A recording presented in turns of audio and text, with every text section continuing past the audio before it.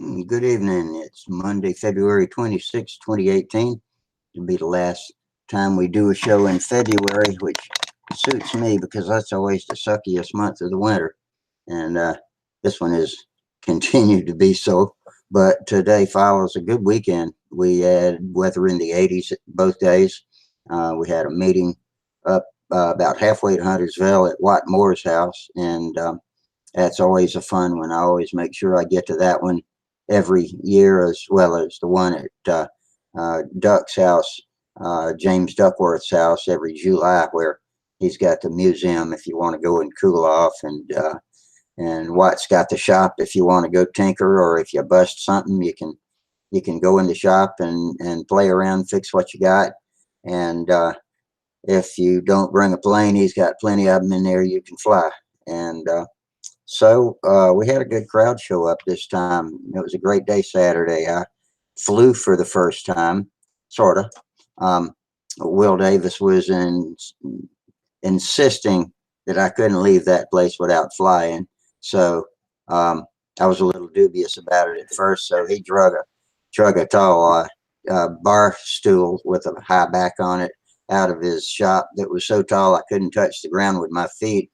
And next thing I knew, he was dragging an electric sky ray or a lightning streak or one of those out of his car, and set it up for me. And we flew I flew the plane, and he turned the chair.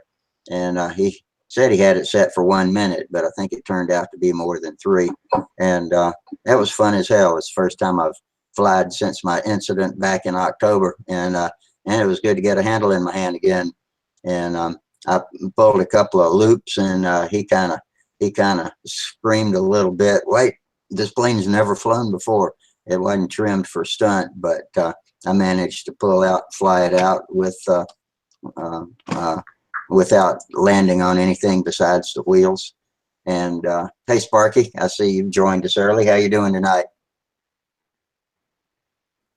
All right. Who are you talking to? Anybody that might be listening. We got 3 viewers, and Bob Bishop just came on the chat box. Looks like the chat box is working, and he also finally found out where the thread was to join us live if he wants to go on camera. Well, somebody, you got your window open, you're back feeding. I got my what? Your YouTube channel open. You got another window open. Oh, that's minimized. Okay, I thought it was closed. Let's see. Yeah, okay, sorry about that. I had it muted so I couldn't hear the sound over here from it. Does that sound better now? Yeah, you're low bandwidth still.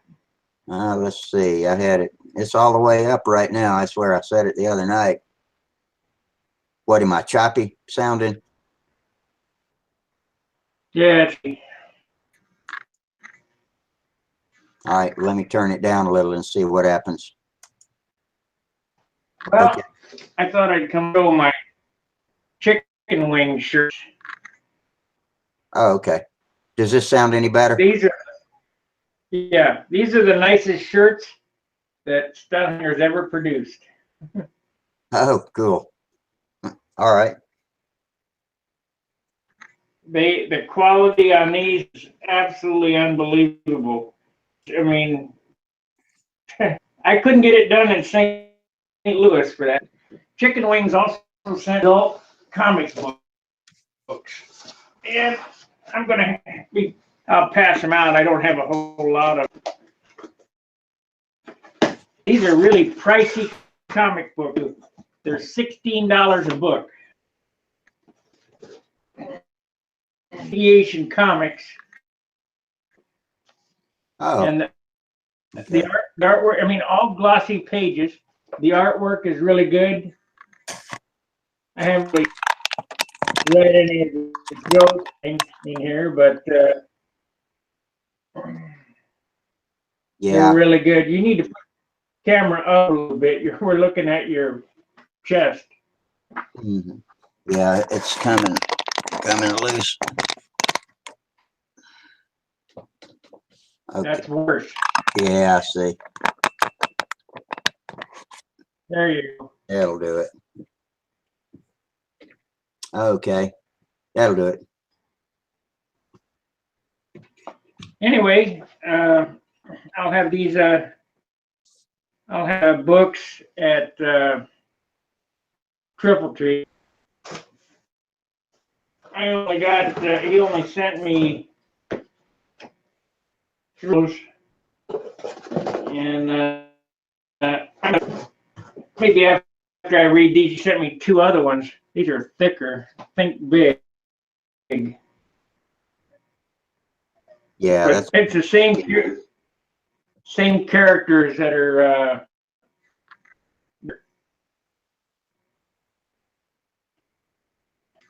These guys, when I on the phone, they're firemen that fly helicopters,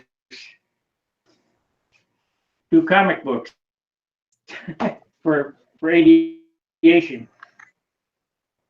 So it's kind of cool. yeah.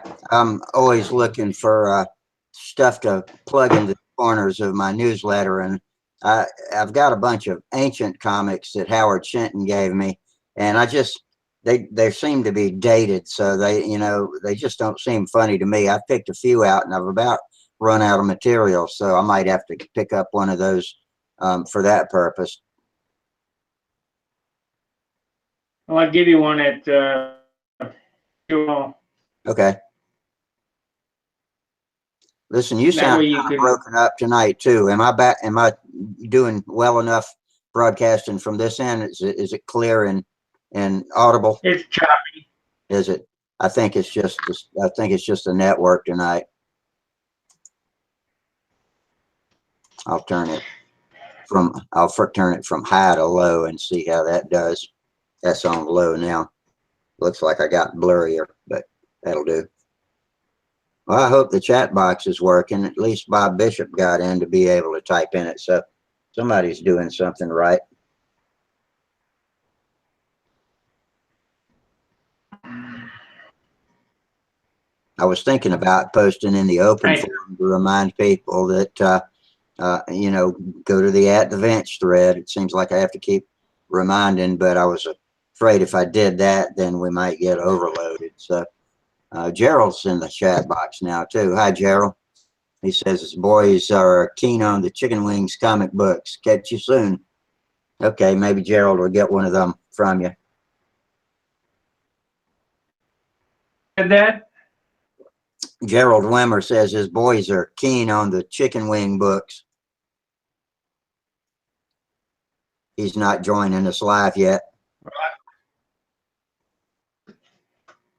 I'll tell you, I did shirts.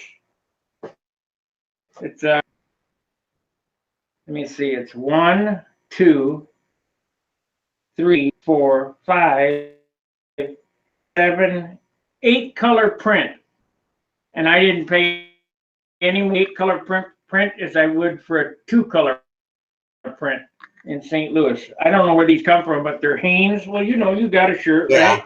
Yeah, I got them. I got Hanes and I got another brand, but both of them are good quality shirts. Yeah, I wore my red one out to the flying field this weekend. When I get back to St. Louis, I'll make another pass of these shirts, only on the front. Okay. I can't make it any bigger than that because their software doesn't allow me to do it. But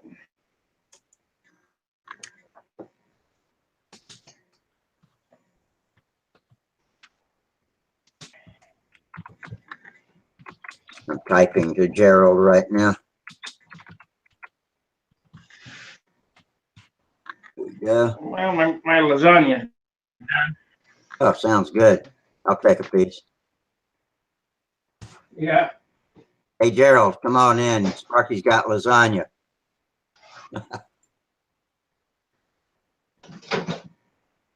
Gerald, how's my audio and video sound on your end? Sparky says I'm a little choppy over on his end.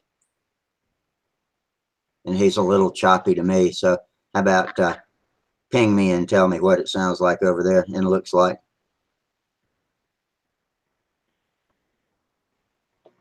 What you got? Frozen lasagna and Dr. Pepper?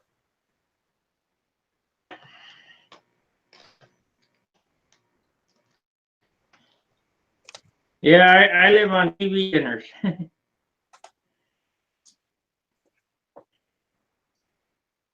They're good. They're pretty good. I'd cook some on the stove. When I turn it on, the fire alarm goes off.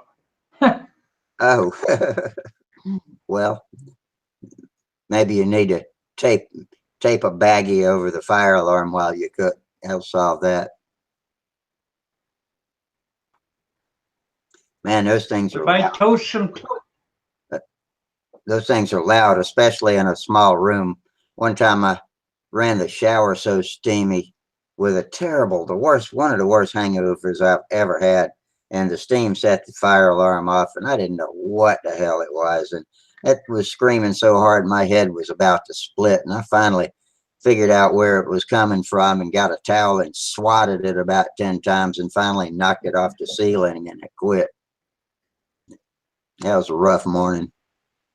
I think I had run my car off the road racing a Corvette around a curve on I-85 that night, I-285 in Atlanta, coming back from the airport.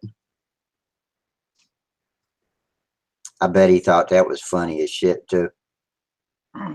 Somebody. I went over to John Jordan's this weekend and got my motors fixed, and I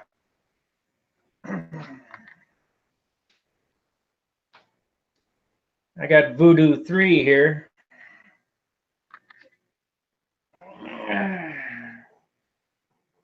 And I got 2 more motors. So I'm going to do at least 6 Voodoos. All with the same motor?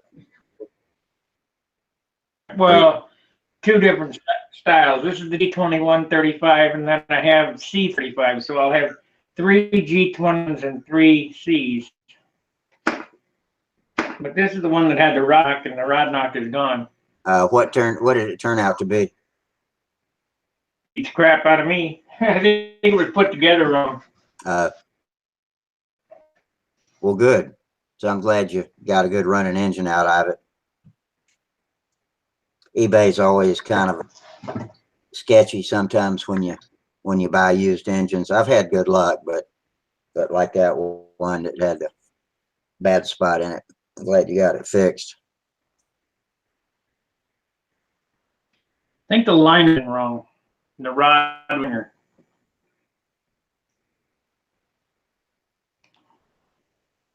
I was trying to remember if the Norvells did that, because they got a real tight pinch at the top when it's at top dead center, especially the new ones. But I know the Coxes will do it, but it's normal with them. And I think somebody suggested the other night that's cause of the ball socket being able to move around and clasp. Didn't have a back plate gasket, and the head gasket was a new head plate gasket, and took it all apart, oiled it, cleaned everything up, oiled the rods. It's fine now.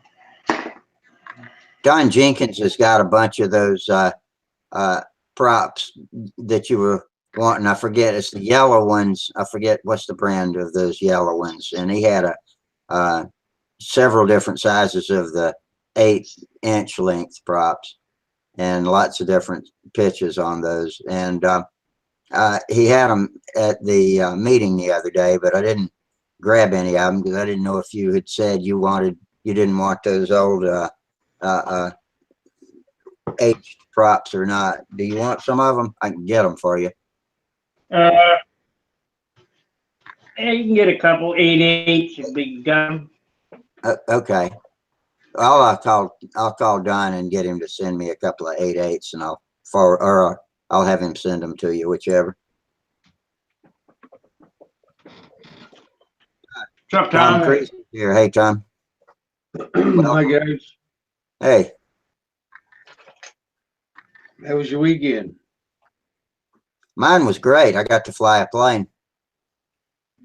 Wow. sitting in a bar chair with Will Davis turning it for me. Yeah. He insisted I was going to fly a plane before I left the meeting. I was a little dubious about it, but I was feeling pretty good. I was walking around a lot of the day without the cane. So I felt okay about it. So he rigged up an electric flight streak and programmed it for a short run. And supposed to be 1 minute. I think it turned out to be about 3. But I managed to land it wheels down in the grass like it's supposed to be. That's all good. Great. Well, how'd you feel going around? No problem. I think I've been flying so long that the dizzies never catch back up with me. Now, granted, we were flying probably 6-second laps, so that won't really make you dizzy anyway. But I don't think I'll have any problem when it's time for me to get out and fly freehand again. I'll do some turning in the house for a couple of nights before we go, and make sure I got my inner ears balanced. That's where your balance comes from, is the fluids in your inner ear. It's funny, you know, I'd been flying counterclockwise all my life, and when I started flying upside down and backwards, it was like I'd never flown before. So I had to teach my system to stay balanced flying backwards. But that too didn't take too long. Yeah, hopefully this year. Yeah, I'm gonna really try to learn the full pattern. It won't take long, and get somebody out there in the circle with you that can call for you. If they don't know it, just give them a sheet with every stunt written down on it, and they can call them out as you go. Ron Hess just joined us in the chat box. Yeah, we got the chat box working, Ron. I'm glad about that. I don't know what I did differently, but maybe it was on the YouTube side. I don't know, but it's working now. So glad y'all are with us. We got Ron, Gerald, and Bob Bishop, or R.W. Bishop. And Bob's going to be in and out because he's at work right now. I'm going to be out now, so I just thought I'd drop in, eat this, and go to bed, and I'm running late. Okay. I appreciate you dropping in, checking on us, though. Yeah. Yeah, at 5 o'clock comes pretty early. It does. Sure does. What you working on tonight, Tom? Looks like you're sitting at an empty table. I am. I'm taking a break. It's been a long paint job. A lot of different stencils. So, yeah, I'm taking a break and kind of. I got one more last thing to do to it. I had a white paint marker, and it fouled up my eagle, so I had to sand off the eagle and redo it. And so now I'm at the point of I've got to outline this eagle right here. Can you see it? I can see it, but I can't see any detail. Right. There's no detail on it yet. Oh, there we go. Yeah. But I need to. Yeah, you showed us right here where I need two white lines and the whole perimeter. I need a white line pinstripe all the way around it. Yeah. Are you going to paint that, or are you just going to tape it? Well, it's probably going to involve another stencil or two. I wish I had a steady hand. I could just get a really a nice pinstripe and brush and just go to town, you know. Rapidograph, white ink, and a ruler. Yep. I've got the ruler down. The best freestyle painter I ever saw was Wendy. He can put his thumb against the edge, whether it's painting or cutting or scribing something. He can do it straighter and faster than anybody I ever saw. Hey, Gerald, how you doing tonight? Good, thanks. How are you, Rusty? Pretty good. Hi, Tom. Hi, Sparky. Hi, Gerald. How you doing? Good, thanks. It was good to hear. I heard you before saying you'd done a little bit of flying on a Ringmaster Electric of your friends. Yeah, barstool flying. We had a meeting up in Chester, South Carolina, today at one of our members' house who has a nice circle in his yard, and so Will Davis got me a bar stool out of his shop and put it out in the middle of the field, and it was tall enough to where my feet didn't have to touch the ground. So he just turned me while the plane was flying, and that was good, man. It Feet felt don't good. touch the ground anyway, do they? What'd you say, Sparky? Ground anyway. When you sit on a stool, do they? So, depends on what I'm flying. I've had one just about pick me up all the way off the ground. Well, guys, as I said, I gotta go. All right. I'll see you later. You guys have a good time. Well, Good good night. night. See you later, Sparky. Sparky. See you later. Right. See ya. Ron Hass dropped in See ya. and said hi to everybody, and glad to see the chat box is working. I'm glad to see it's working too. So what'd you do this weekend, Gerald? Oh, we went out flying on Sunday, and we had a good flying session. My wife flew well again, and my both sons flew well. They were doing loops and maneuvers with their models, and I went and got my scale model and demoed it completely. It was a bit tragic, but it was one of my wheel collars again. I had holding my push rod from the bell crank to the flaps came adrift, so the little wheel collar came off my push rod, and I was doubting when I put it together. I thought maybe I should put a soldered washer on here rather than a wheel collar. And a few flights later, the wheel collar worked loose, and in went the model from straight level flight. Oh, So, God. yeah. Are you filing a flat against the surface where the set screw on that wheel collar is cinching down? I should have, but I didn't. It was a model that I actually built a few years ago, and I didn't want to do the operation to do it, and I was enjoying flying it, and yeah, now I've got a bag of balsa bits and a lot of rebuilding. But yeah, I can rebuild it. At least it's not fuel soaked. It only had about 3 flights on it, 3 or 4 flights. So I know what's wrong with it. It was going really well on the last flight. I was flying maneuvers with it, and I didn't. Previously, I had just enough power just to really do level flight, the odd wing over, and maybe a very wide loop. But this time round, I had a better battery in it, and it was going particularly well. I was very happy with it. And towards the end of the flight, then it just from level flight just went straight in. But yeah, I think it's rebuildable because it doesn't have the fuel soakage you normally have with an old model. Yeah. I built it very light, and I can address any of its inadequacies, little faults that I had. I've printed off new decals for it, so I'm quite keen to get it back together and get on to the next model anyway. Yeah. But Well, that's kind of frustrating, but I'm glad it can be redone. yeah, the wing didn't come out too badly. One good thing with an electric model, it seems to biff the motor, biff the battery pack, and once they've gone, the damage is minimized. It sort of takes out everything in front of the battery pack, but the aft end of the fuselage is still pretty intact, and the wing's pretty much okay. Having a low wing, the low wing sort of separated out and went forward as well. So it shouldn't be too hard to rebuild.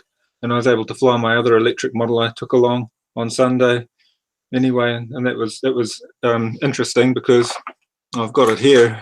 It's the one with the very light construction, and they were telling me your wings are flexing in the air. They said you can actually see the wings flexing when you do hard maneuvers, when you're pulling a reverse wing over or you're doing squares with it. Your wings are Hold that up a little bit, Gerald.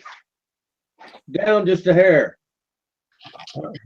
Okay, you know what you can do to keep the twist out of it? Put shear webbing in between your spars. Yeah, I thought about that. I thought recover it right in between the 2 spars there.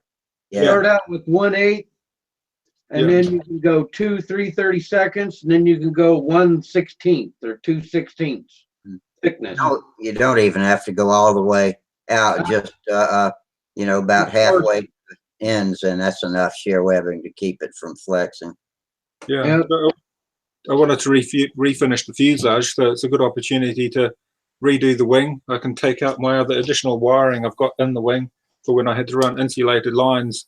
I've still got wiring in the wing, and it'll make my inboard wing a bit lighter, so I can do that.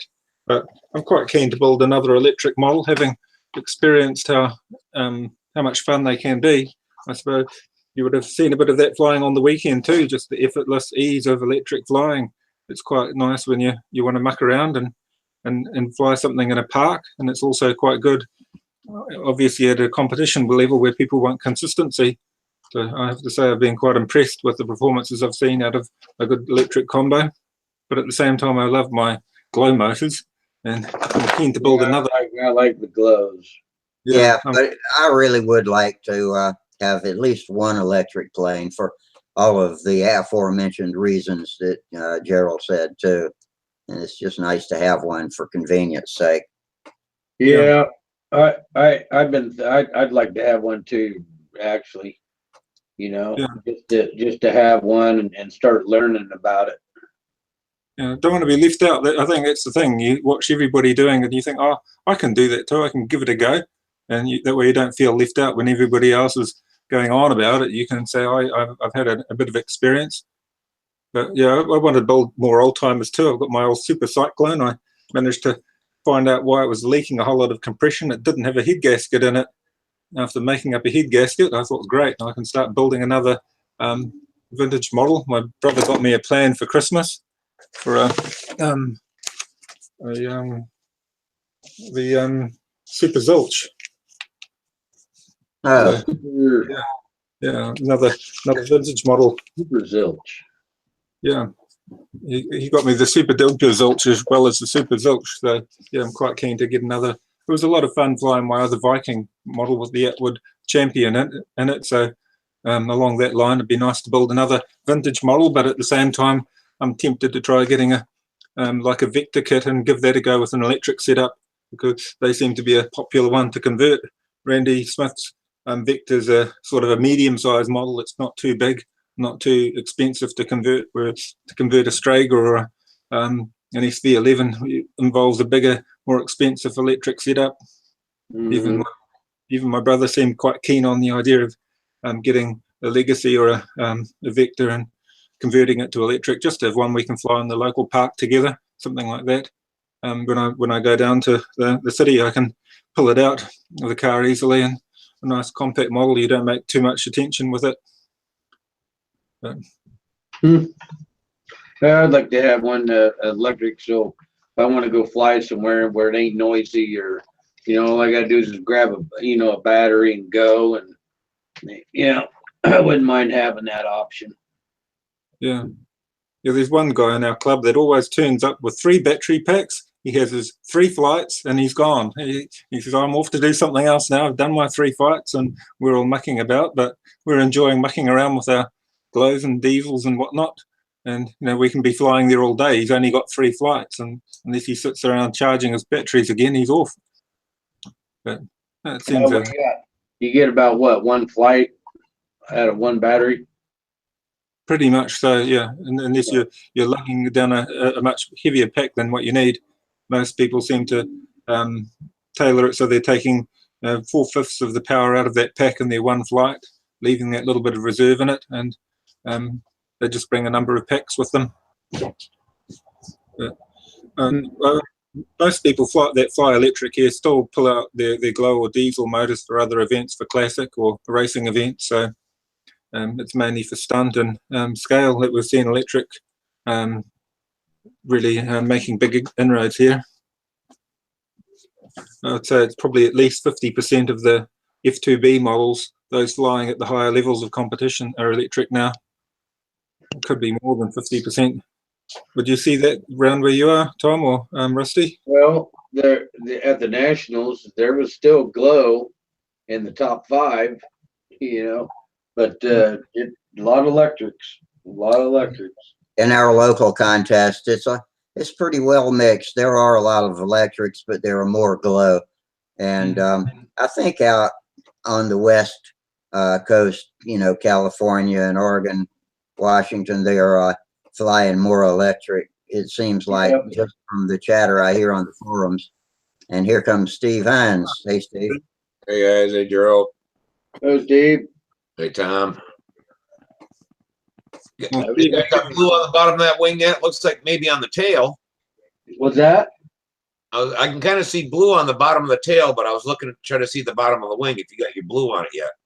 Oh, let's see here. I did some panel lining and stuff, but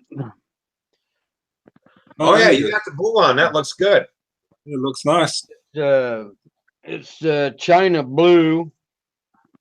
Let's see. Here we go. So did you spray all your decals on? Looks Yeah. nice. Yeah, them decals take 3 stencils a piece. Oh, they And look nice. the stencils that I made, you know, with the construction paper gluing them on there, man, that is a cast meow. I like you, panel lines. Where the hell are you coming up with all the time? What'd you win the lotto and just ain't telling us? No, I just I just haven't done shit for a week. It's winter time. Mm. What kind of Yeah, snake is that supposed to be? I'm not sure. He's pretty cool. I call it Sneaky Snake. I like him a lot. Yeah, it gives it some distinction. Here's Charles coming in. Man, this is kind of hard to keep Hi, in Charles. line with the with the camera. Good evening, Charles. But, Hey, guys. Hey guy. and trying to get a little detail with some panel lines there with the little dots. But Wow. Very nice. anyway, I got my AMA number on it now, so that's good. Yeah, you're legit. Right, Yeah. I'm legit. I'm legit. That's right. Too quick. You legit. Now I gotta redo this one over. Look at it. Look how the stent I got the stencil off. So I gotta Oh, redo that one. Yeah, blood under a little bit. Yeah. And I gotta get me that one that one's okay. That one's okay, but I gotta outline this whole eagle with white pinstripe. I'm not quite I'm taking a break and walking away from it for a while. What might have been easier, you know, what might have been easier is to put the white down first and then lay the eagle inside of it. Would that have been easier? Have the white square? Yeah, well, I just need the eagle outlined with the 16th. I'm going to do what Sparky said. I have an ink pen, or I need to get me a white pen and a ruler, and that's how I can pinstripe that. Yeah. But the swastika on the other eagle, I'm going to have to redo that one. You're gonna go flying tomorrow, Tom? It's supposed to be like 50 degrees. Well, I should have went For flying us. today, to tell you the truth. That would have been great. Yeah, I should have, but I was down here in the basement. Just trying to get as far as I can on this because here just a little bit, work's going to start up, and I'm not going to be able to get back to it at all. Oh, you've done So very I'm not well. too far. It's As looking, soon as I looking get it tailed, then I'm going to clear coat it, and then put it together, and it'll be ready for flight. Hey, Still Jim, how you anxious- doing tonight? Hi, Jim. Still anxious to see how much it weighs, you know? Sorry. Oh, Jim.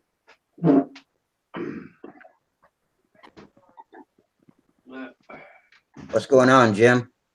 Hey, how you guys doing? Pretty good. How about you? Thanks. I'm glad you joined Cox Engine Forums. That's pretty cool. Yeah, I thought, you talk so highly of it all the time, and there's a lot of knowledge on that site. Yeah, I'd say this is probably the most comprehensive collection of Cox knowledge in the world. Yeah. We've got a couple of champion speed guys that are on there with us too. Let's see, Larry Ringer joined it, but he never did post. But we've got Paul Jabot, who can tell you more about making a Cox engine perform at its maximum than anybody else. That's cool. I got my twister flown today. Oh, good. I was hoping you would. Did you get a camera on it? Yeah, actually, I got a video. I'm just trying to figure out how to post it. Okay. I still got some trimming to do though. Yeah, in fact, Terry was telling me he hopes you come on tonight because he wanted to help you out with your trimming a little bit. He might have been talking bench trimming. I don't know if he was talking about flight trimming or bench trimming, but either way, I sent him an email a little while ago and told him we'd be here if he comes on the show. Yeah, I put one flight on it, and it looks like I had too much line rake, but I adjusted the lead outs forward just a little bit. Right. And the flaps are exactly equal with each other, but the inboard wing seems to want to dip a little bit. I guess tip weight. I have adjustable tip weight, so I'm going to put a little bit more weight on it and try it. Oh, there he is. Speak of the devil, and he Ding showed up. how. Ding how. We were just talking about you, Terry. Really? Yeah, I just mentioned your Really? name. You show up. I'm like, I oh was just my God. logging in.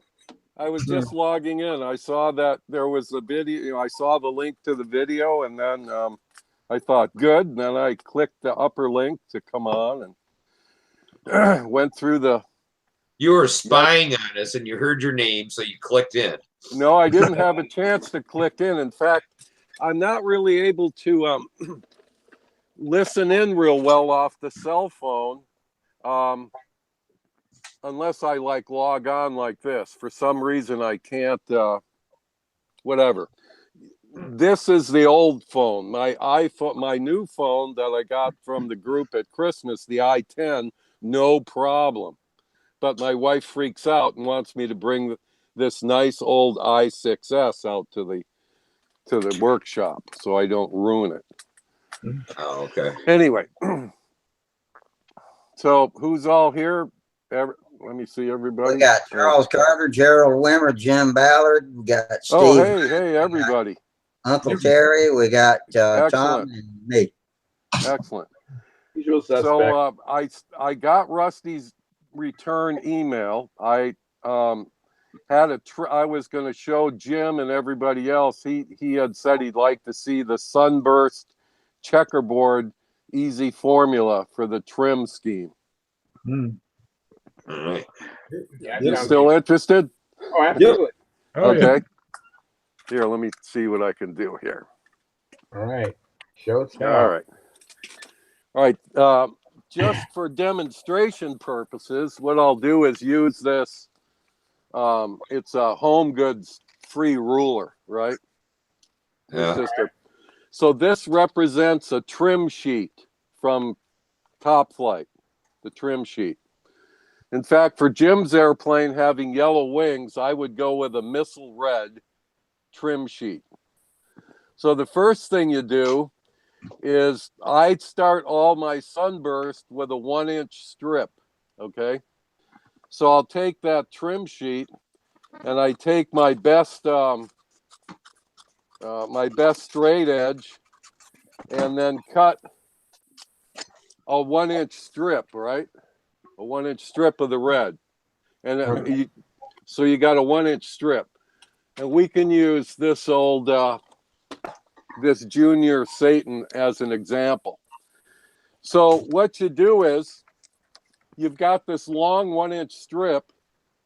You just cut a strip to your first length of your sunburst, okay? Provided, now on the Voodoo, of course, one wing is larger than the other. So that's not going to work perfect on that one. But on your Twister, no problem. So you cut, your first strip would be, say, this long, okay? Okay, so we have this, and you never throw any of your scrap away, right? So you got your 1-inch strip. Now you take your ruler and you just connect the two corners, creating two wedges, right? Okay. Okay. So now you've just created the stripe for the left and right wing. All right. Okay. And what I do to get the spacing right, I go ahead and mount that or go ahead and put it on. Okay, so we would be talking about this first stripe. Right. And the method I use, and you can use it even after you've flown a plane for months, it doesn't matter.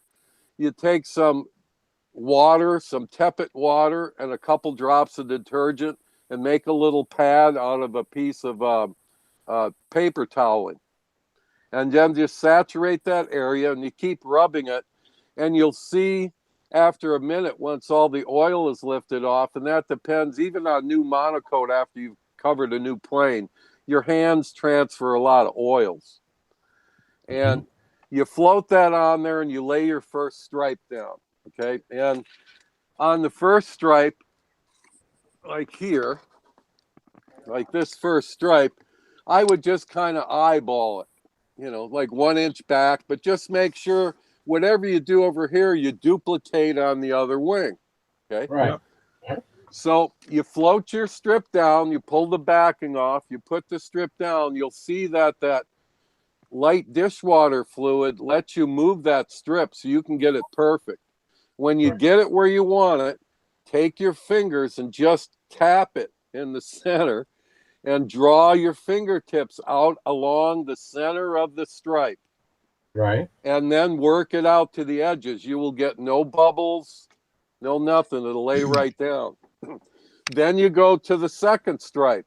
It's going to probably be a little shorter than your first stripe. You do the same thing. You cut one of the rectangles. You go point to point. You get your two strips, your two chevrons. You do the same thing. Only this time, what you might do once you have your first one on there is just lay it in place and cut your second and third one. And then you can space them real well. You can actually move it without mounting it. And then use little bits of tape to mount where your strips are going to go and float them on with the dish fluid. Now for the checkerboards, what do you know? It's 1 inch strip squares. And all you do is you keep the little carrier sheet and you use that to help space out your checkerboard.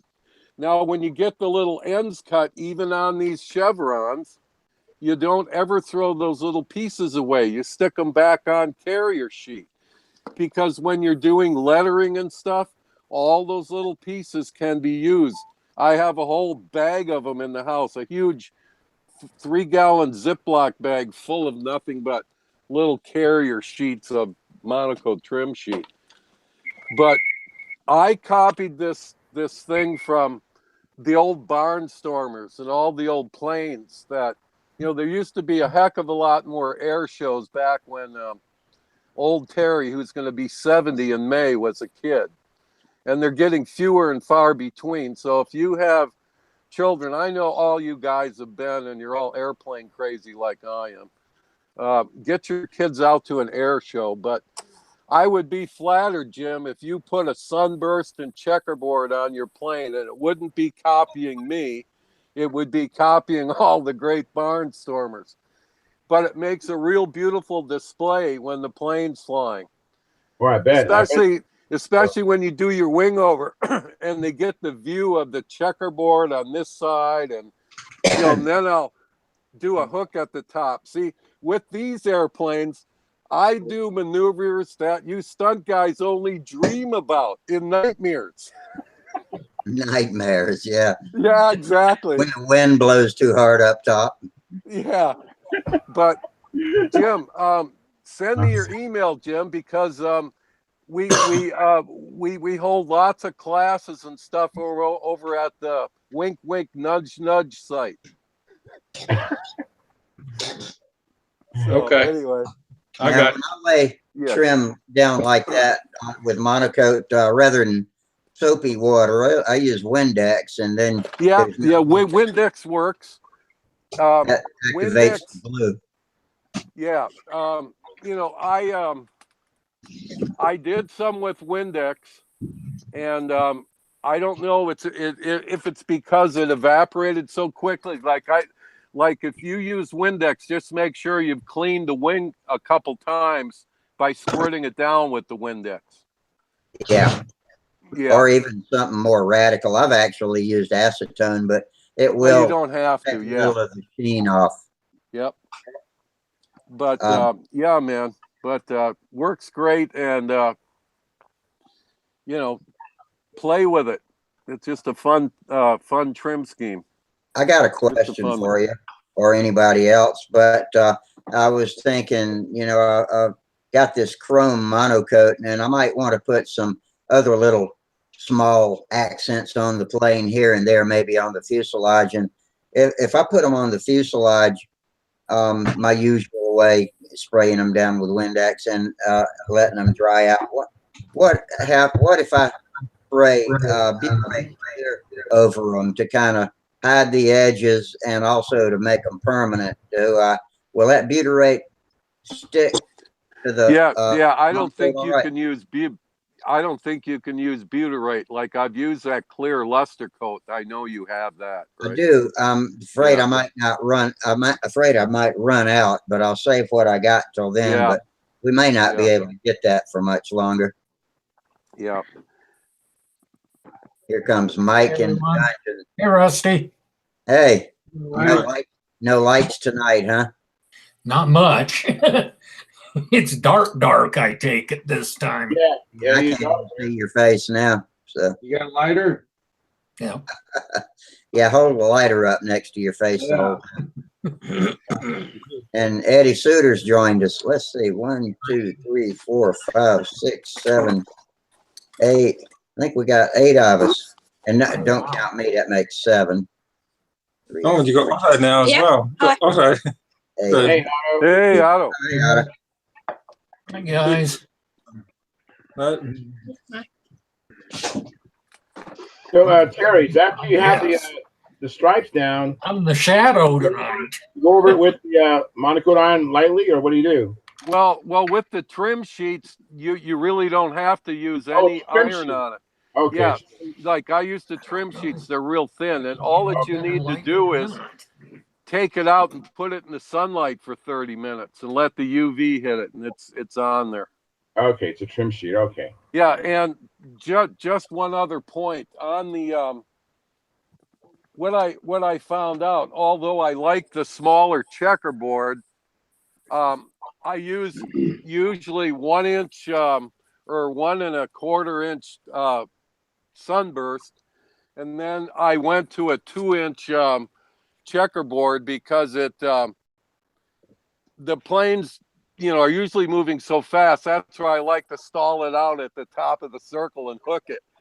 Vertical, man. I have this thing vertical, and then you see it flick from the sunburst to the checkerboard and come down, and people go, "Oh my God!"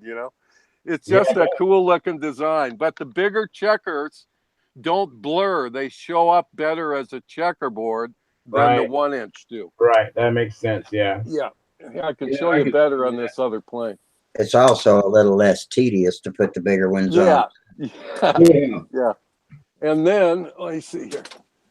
And then I started doing this because that plane, I got a little carried away. Like on this Combat Cat, I'm only doing the outer panel.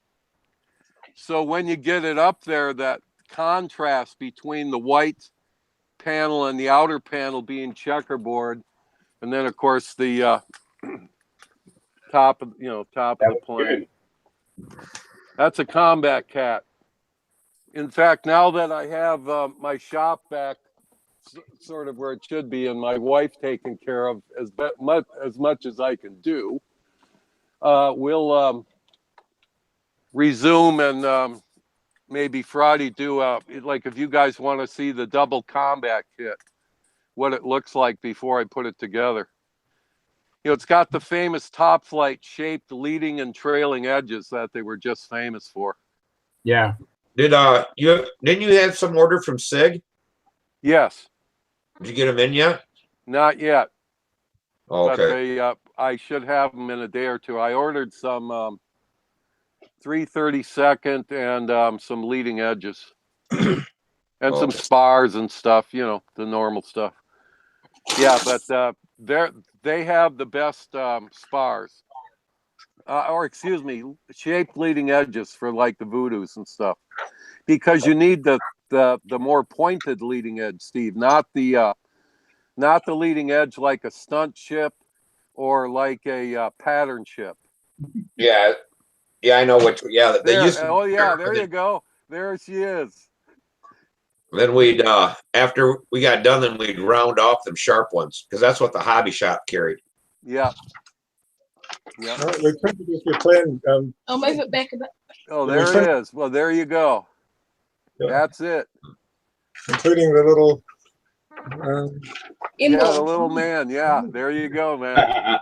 Now, who did the voodoo? I think that From was the Ron plan Wood. site. It's Wiley Wooten's plans. Well, that's why we. Yeah. Roll it up. Hey, Yeah, Yeah, well, there'll be some goodies coming. So Roll up. That's a lot easier to build than a Super Satan too, isn't it? lots easier. Hey Terry, who Yes, did sir. the I just had the name of it in my head. The spider. You know, I know the plane, but I'm not that good at remembering who the designers were. But I know the plane. That's what we just did. Big spiders for trainers. Put wheels on them and stuff. Them Yep. things fly great. Yeah, they do. Well, it's that basic formula. You know, it's a wing and a flying stab, and you know, there's no free riding fuselage. You know, although they look cool and I get it. Well, no, You know? them have a fuselage to them. That was before they.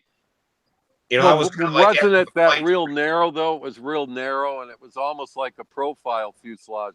Yeah, it was a profile fuselage, and I forget how the formula is. You get a 3-inch, 1/2 by 3, and you cut it on an angle, and you take the other part and flip it around, and that becomes a canopy and shit. Yep, and it's fairly shortly coupled too. Yeah. But I believe good right airplane. behind you there's what I'm going to look like by the time I get all my planes built.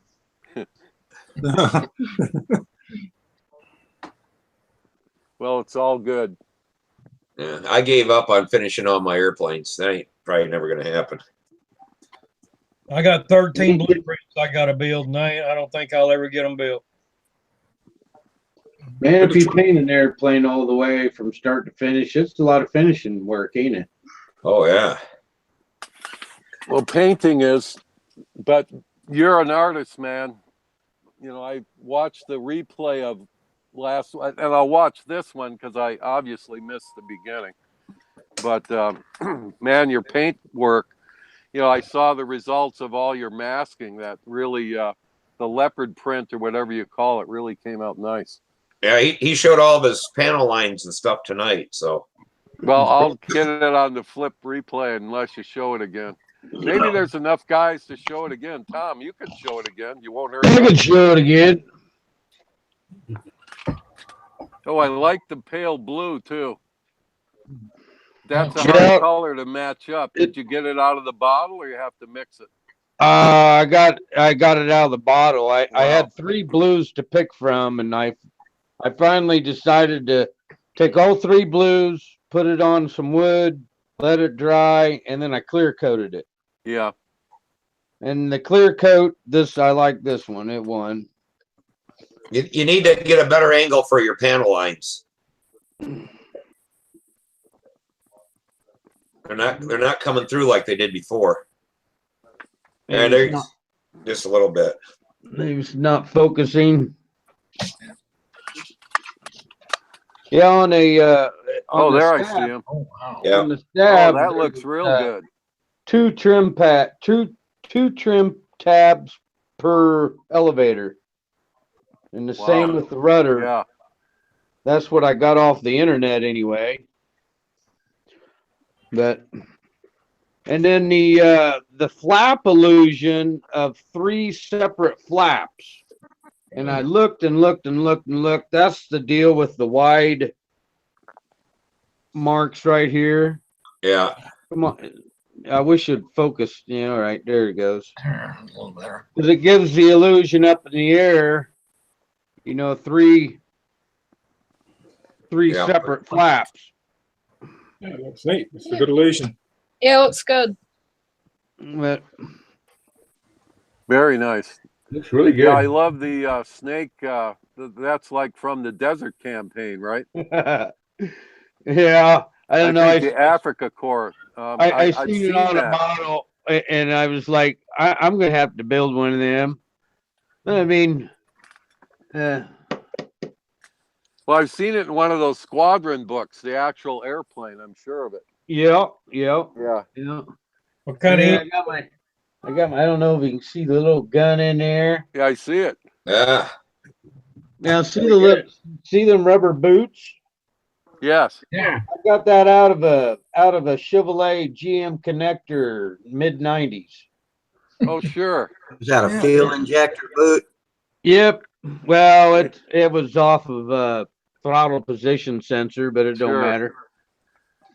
Very Just the cool. I love connector. repurposing stuff. Man, I love it. What are you gonna put in it? What's that? What engine are you gonna put in it? Or are you gonna go electric? No, it's got a 25 LAOS going in there. Now, see, I didn't know whether to paint that blue with the bottom of the scheme of the plane or not.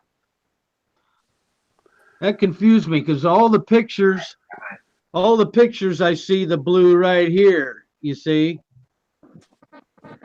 You know, and a lot of the real planes, it's so sooted up there and stained with oil, you couldn't see if it was painted blue if you wanted to. Yeah. But when the airplane's on the ground, see, You look, can't see it. See no blue. No, you can't see it. And then voila. Oh, that's for mature audiences. That's undercarriage there.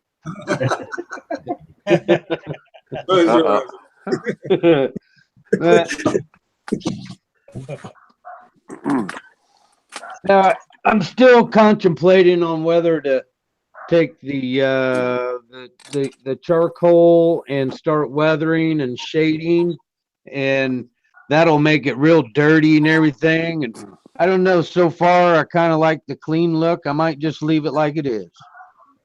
Here comes Al. Little I don't- Al just came in with us.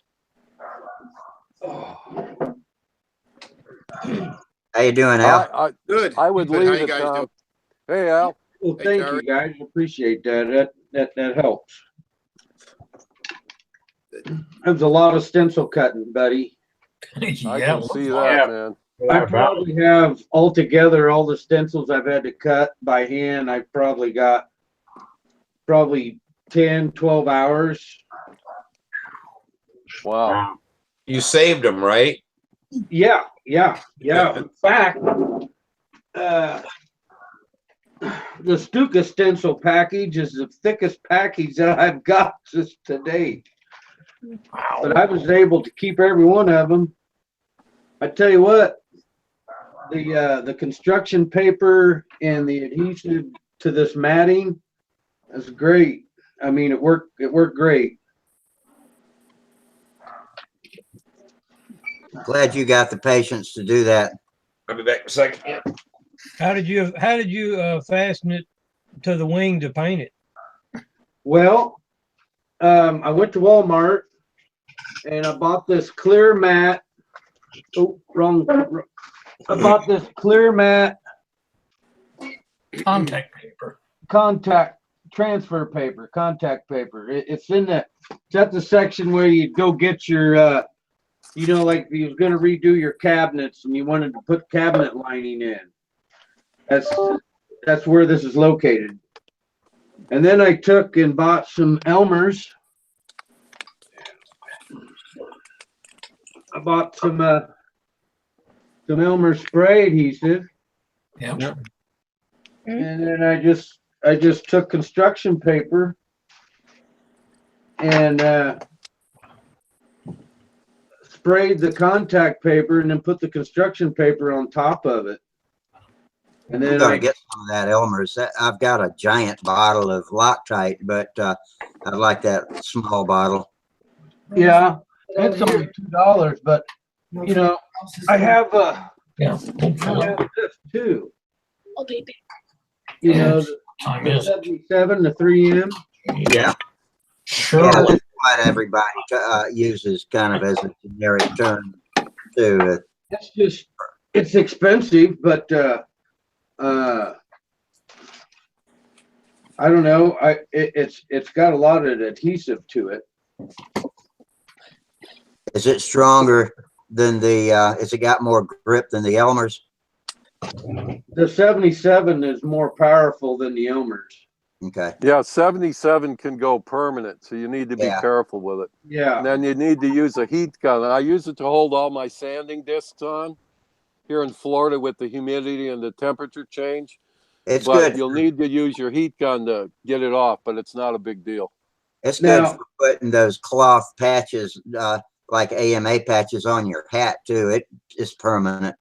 Yeah.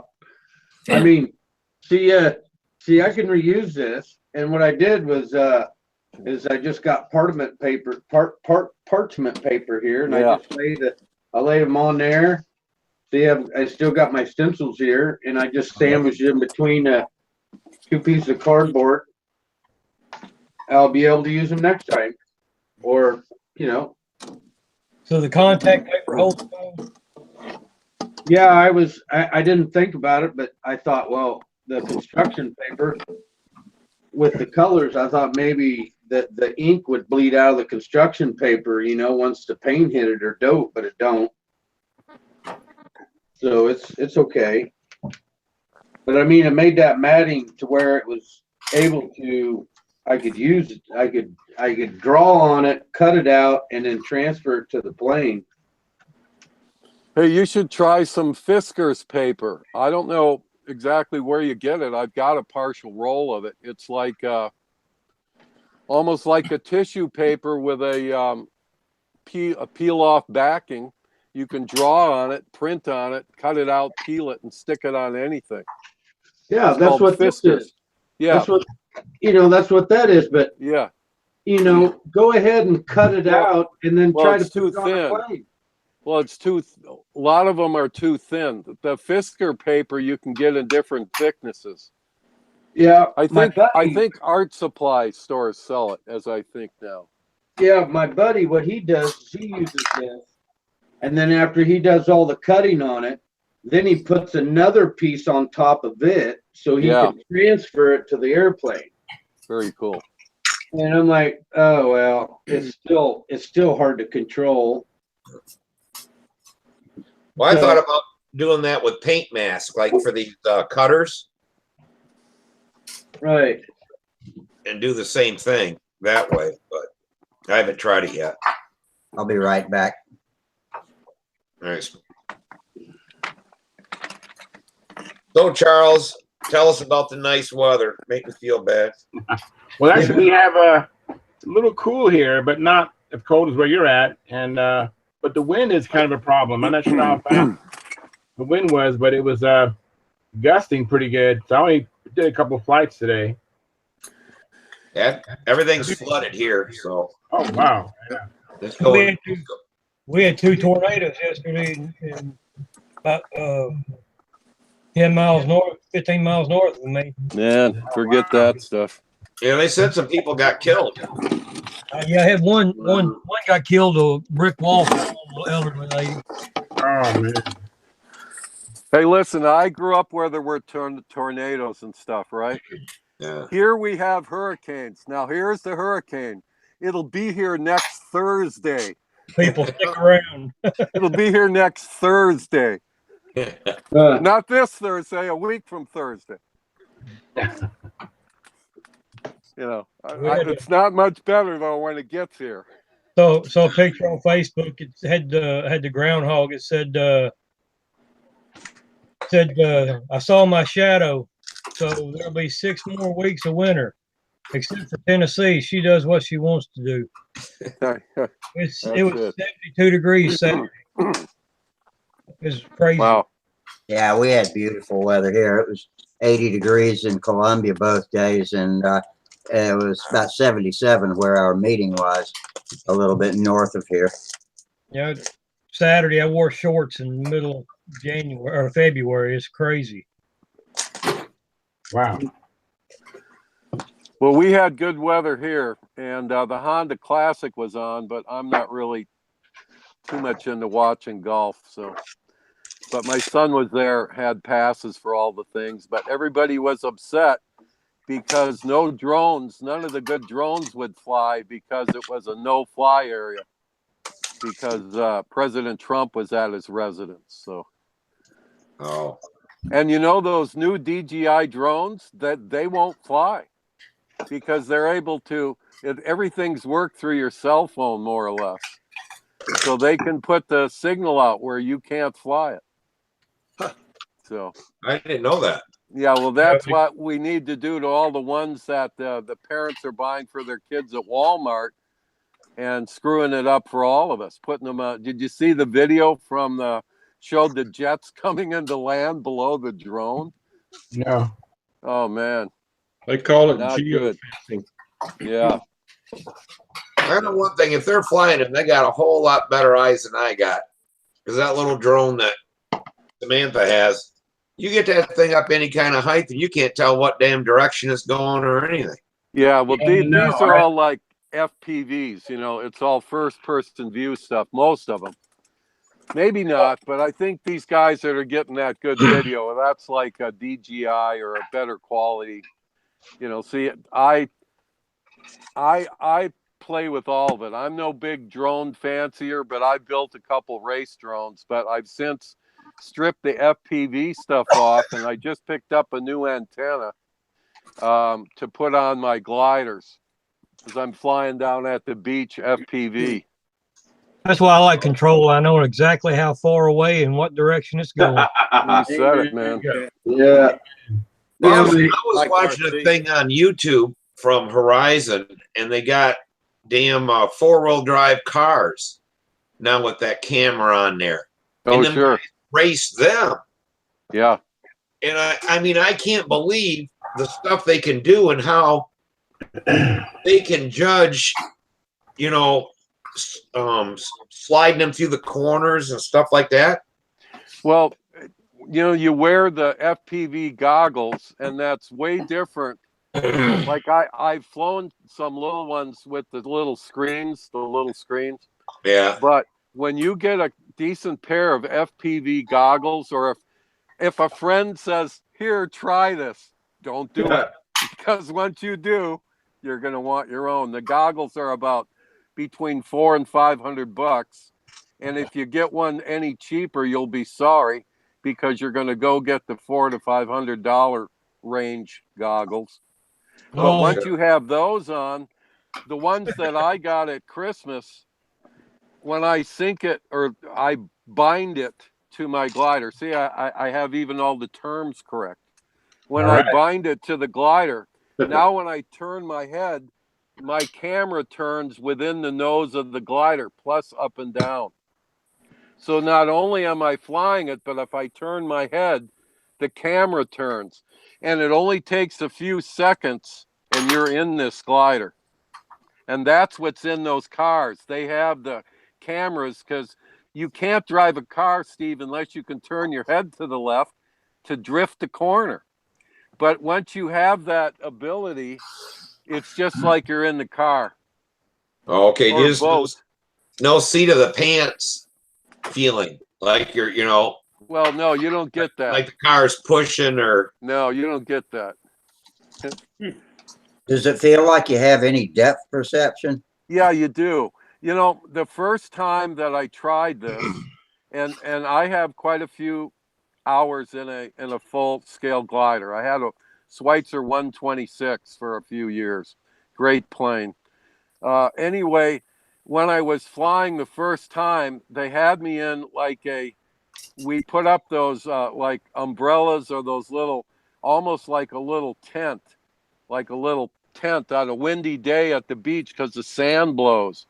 So you're in this little tent, and that helps you get the FPV right, because then my buddy takes the glider up to the ridge, and I'm in it. He says, "You see it?" Yeah, yeah, yeah. And then he throws it off, and you get into it.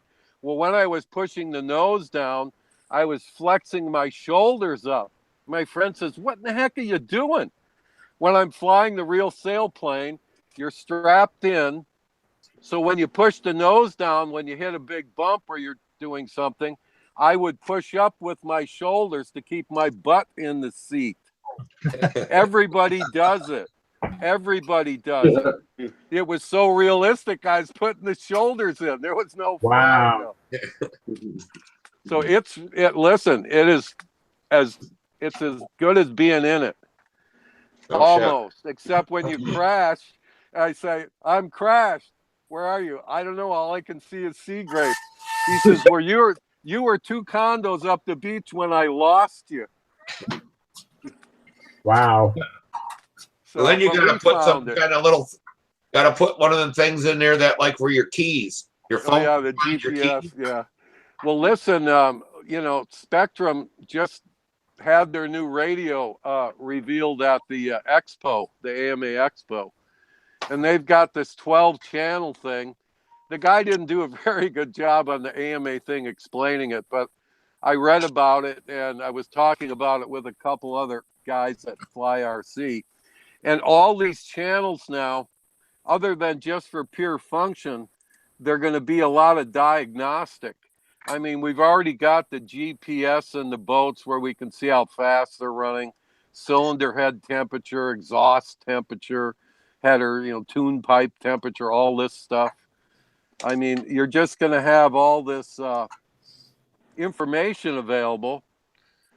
We just have to help kind of monitor this hobby. If you see people in a park with a drone that obviously, or air hog or one of those things, that don't know what they're doing, we should possibly stop and see if we can lend a hand and steer them in the right direction so they don't create another incident and another log on the fire, because it looks very unfavorable for guys that fly gliders that we're going to be able to fly above 800 feet.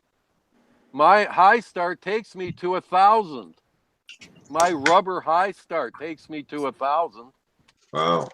Yeah, it's ridiculous. Well, But all the- whatever. New Zealand's got a 400-foot restriction, and if you Yeah. get permission to fly in a designated area, and we've banned all FPV flying here in New Zealand. So, we've got a lot more restrictions. You don't want to look Yeah. forward to that.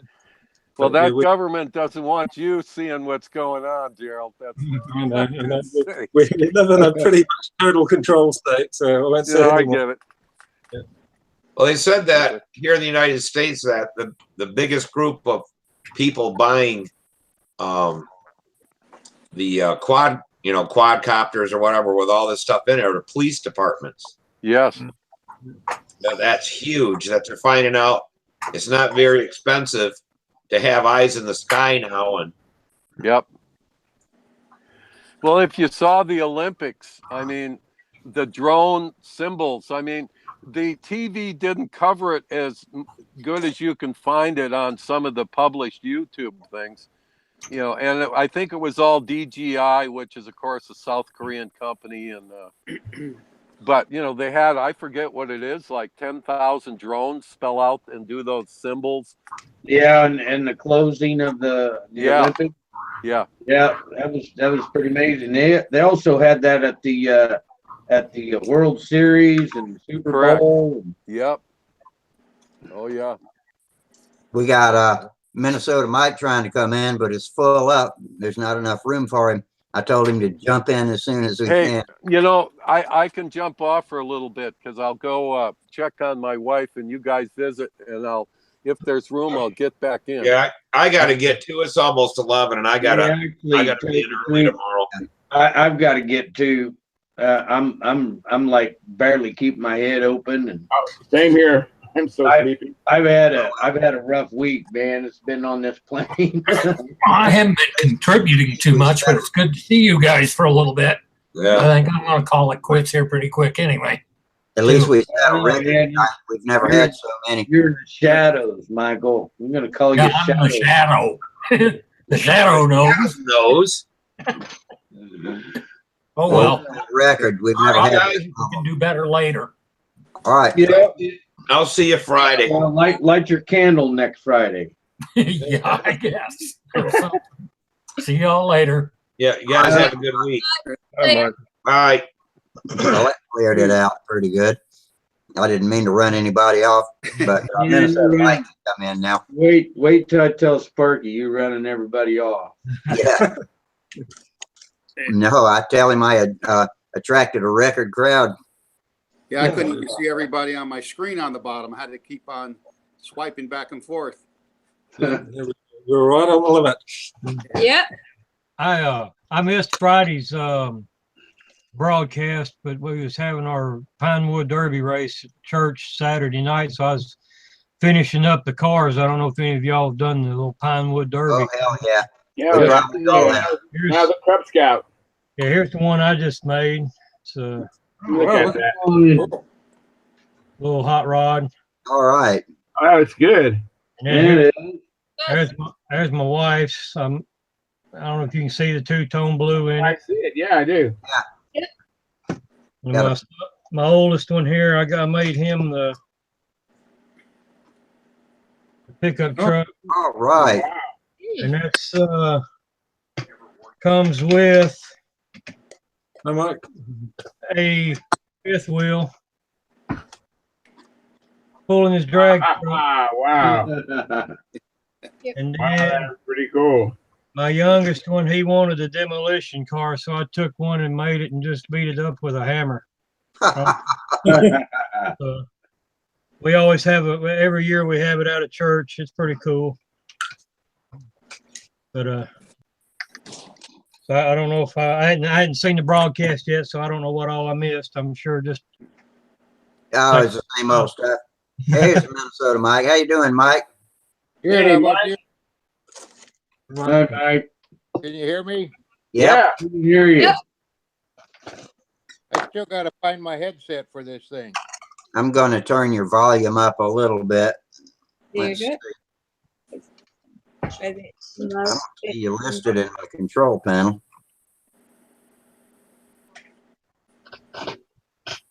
See if you can turn your microphone volume up a little bit. I don't see you listed in my control panel. I don't know why. Mike I got came to in find back the door. headset.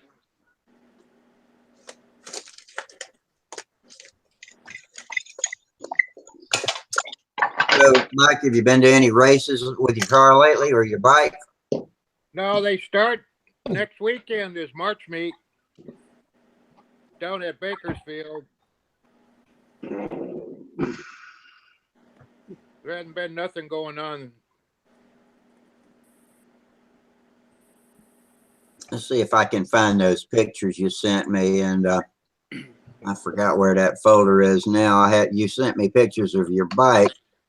In fact, when I saw those, I realized I already had some pictures of it. I don't see them. I don't know where the hell they are right now. I'll keep looking for them as we talk. Hangout pictures. I bet that's the folder with them in there. And let's see. Hey, do we have is there a recording on YouTube going on right now? I don't think so. Yeah, if you've got you mean of this show?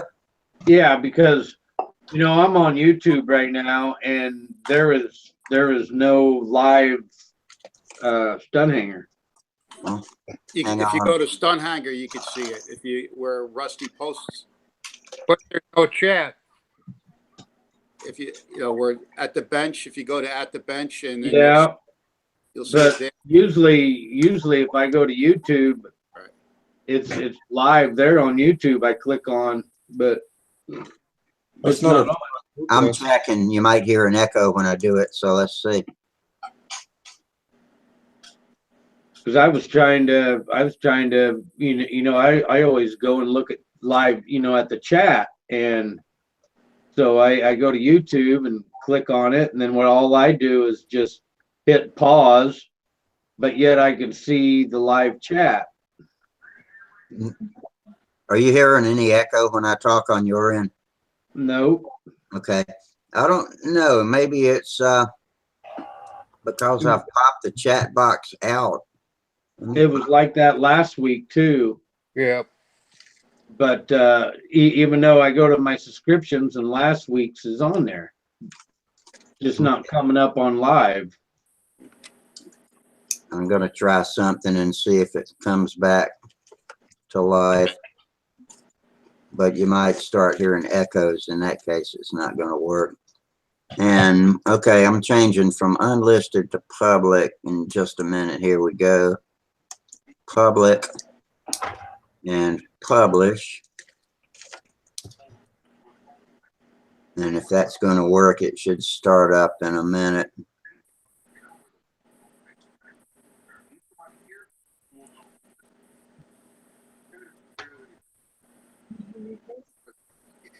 Any change? Not yet. It's finished loading over here. I just went public with it, so let me hit the back arrow and click the start button on the video. Okay. It's not going to put any hackers on us, is it? Good. Oh, well, I don't want the hackers. They look painful, aren't they? Yeah, very. Okay. I see myself and all of y'all now.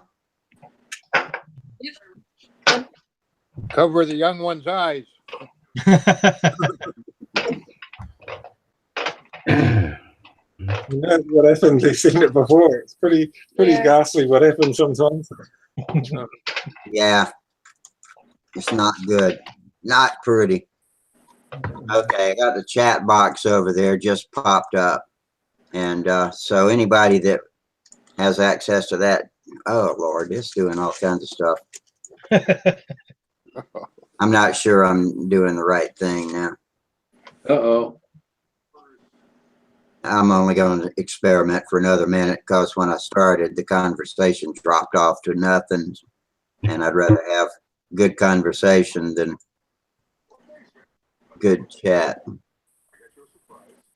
Well, hey Charles, I was watched last week and saw that you mentioned that you have a Brodak 40. Yes, I got an Oriental, and it had a Brodak 40 on it. It's a built-up Oriental ARF. Right. And you mentioned it broke real hard in the loops. Oh, I haven't even flown it yet. I mean, I flew it last year. The guy, I went to this contest. I took this guy I just met, and I took him to the contest, and he was all gung-ho for getting back in the control line. And we went to a get-together after the contest, and so he bought the plane there. He bought the Oriental with the motor, and then his life has changed, and he didn't think he had time for it, so he sold it to me, and so I came into it. But I did fly it last year, but I haven't flown it yet. Okay. But just bench running, I could tell it brakes really hard. Okay. Which I like. I thought it was pretty neat. I had a lot of experience with the Brodak 40, and being that you didn't buy it, if you could see if it's the early version 40, because the early version 40 has a higher compression head, so you would probably have to shim the head up, and you could tell. The only way you could tell if it's the early version Brodak 40, you turn the piston to top dead center. And if you could see the bottom of the piston, the very early Brodak 40 has sub-piston induction. You could see the bottom of the piston, looking through the exhaust port. Right. When the piston is all the way up as far as it could go. Really? Wow. Yeah, that's like a lot of the Cox engines. Lots of two-stroke engines, even the big ones have SPI.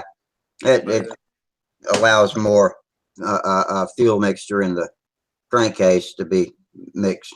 I haven't even had the muffler off yet to even see that. Right. Well, that's not desirable on a stunt engine. So, but No, and- especially if you got a muffler, because you don't Right. want it sucking the smoke from the muffler back into the crankcase. yeah. So I don't know if this is the early, but I'll check it out, Al. yeah. I hope So to fly it. there's I just the wind was too bad today. I flew my Strega. My Strega is I mean the Strega doesn't really get affected by the wind. It really is a really good plane. Even though it has a thick airfoil, it's still I mean it does get buffeted a little bit, but it flies pretty good and I had no problem. But I didn't want to fly the Oriental on this wind today for the first time. right. It's big enough for a small kid to ride anyway. Yeah, yeah. Yeah. But Hey, if- now let me get this straight. The earlier Brodak 40s is the ones you want to stay away from, right? Exactly. I've heard they really suck. Yeah. Well, that actually the inside of the case is different too. But I have one which I bought a new piston and liner from Brodak to put in that one because the timing's a little different too. But but also if it's braking real hard, the early ones had a high compression head on it, and the way you tell is even it looks like a Hemi head, sort of like the Fox Hemi head, and it has a little bit of a squish band. It's very tiny. It has a little bit of a squish band around the perimeter. And the new head that the engine evolved, and they run really nice now out of the box, but there's no squish band at all. Like the chamber goes right to the very edge of the outside diameter of the head. Do you know So- what? Do you know what year they started doing that they made this like that? The early ones, I don't remember. some year. It's been more than a couple. Oh yeah, no, they've been out at least 6 years, I believe. And then also they kept on the OD of the exhaust muffler over the years. They kept on making it bigger and bigger and bigger, but they they really run nice. The new ones and all the ones after when they correct the sub piston induction really run nice. Okay. So that's something. There's a fix for it, but if it breaks real hard, you got to add a head shim. Alrighty. Hey, Mike, have you do you know? Am I right in saying that a lot of two-stroke motorcycles have SPI, subport induction? Yes. They do.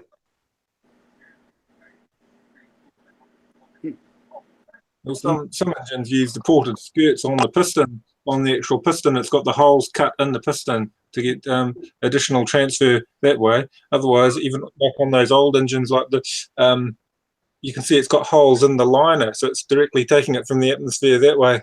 So you're getting sub-piston induction through the case itself. Oh, okay. So when the skirt clears those holes, they open up, and the crankcase vacuum pulls a little more air in right before it starts to downstroke.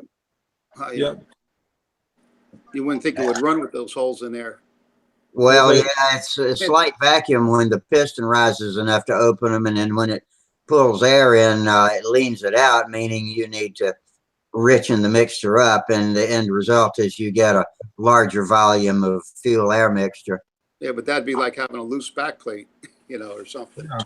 Well, this is timed, where a loose backplate is not timed. Yeah. Does that help it to do the 4.2 run or 2.42 or 4.24, whatever it is? No, this is for screaming speed. If you're going to run with SPI, you need to be running WFO, because it's not made for stunt flying. It's made for high performance speed. WFO. Wide fucking open. Oh. You had to go there. Oh, I'm sorry, Otto. I'm not supposed to cuss in front of mine. Doesn't matter. Well, the other thing you mentioned about the chamber shape having the large squish band area, you can see that's not always doesn't always work well for stunt. I know Fox had problems with their squish band on the Fox 50 and the 74, and they had to take out more and more of the squish band and open up the chamber to get rid of pre-ignition. And they said to get a nicer running motor, they ended up taking out more and more of the squish band, and in the end, the chamber had gone through about 3 or 4 redesigns on the 74 and the 50. And I imagine a lot of stunt flyers do the same thing. They get to it with the lathe and take out some of the squish band to change the characteristics. Yeah, Bob Zambelli did that to my FP40 when it kept running away. He did something to the squish band and reconfigured the inside of the head, and it ran a great 4.2 brake after that. And I'd never really successfully had it going, and so I quit trying. It just ran at 2-stroke, but after he worked on it, it stopped running away and it ran a 4.2 brake. Oh, nice. So, Al, what's the recommended setup for the Brodak 40 as far as the fuel and the prop? It's the Power Master, you know, the 1022 GMA fuel, and I like the APC 10.5, 4.5. well, here we use all the guys that run them, we run them in 4-stroke, and we use the APC 11.4 by 5. Okay. You know, the flat, I don't know if you know, the wide blade 11.4 by 5 APC, and it's critical. You know, the glow plug is critical too. So you'd have to use. I found out I used a SIG RC plug. You know, those like the only ones that you can get now. The idle bar. The RC long, yeah. You know, and they I tried the Glow Beast, you know, the Glow Devils. Right. And you know, because if you run it in a 4-stroke, the Glow Devils, it'll just die out. You take the battery off and it'll die out. They get wet. Running, or if you have any Thunderbolts, they're great. Okay. I have some Thunderbolts. You know, I just got a Merlin plug from Brodak. I was going to try that.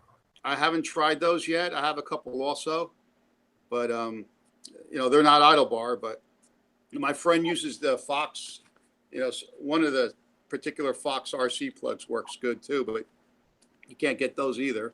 What fuel blend? What fuel blend? The GMA Power Master 1022. 1022, and that's like you know, that's the main fuel that we use here for Stunt. I use that in our LAs, you know, our LA 46 and 40s and stuff like that. Oh, in fact, when I mentioned the 10.5, 4.5, I was thinking of the FB40, but y'all were talking about Brodak, weren't you? Yeah, right. Right. And actually, I've been working on my Tower 40, which is a clone of the FP, and it was horrible. I mean, it wanted to run in a 2-stroke all the time, where I tried it a 4-stroke and it ran away. And I did like what you were saying that Bob did. I opened up the chamber, and then I also I actually went in and I messed around, and I raised the ports, and I timed it like a Brodak 40, and now I have it running with a big prop on it and 4-stroking. When you raise the ports, after you do that, have you had any problem with the coating on the inside of the liner chipping? No, I just do it real carefully with a Dremel, and then you know, file the edges, and then I even use like a metal rod and go around the inside, like try to chamfer the edges so it doesn't.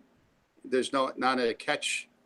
I put the piston after I cut the liners and clean it all up.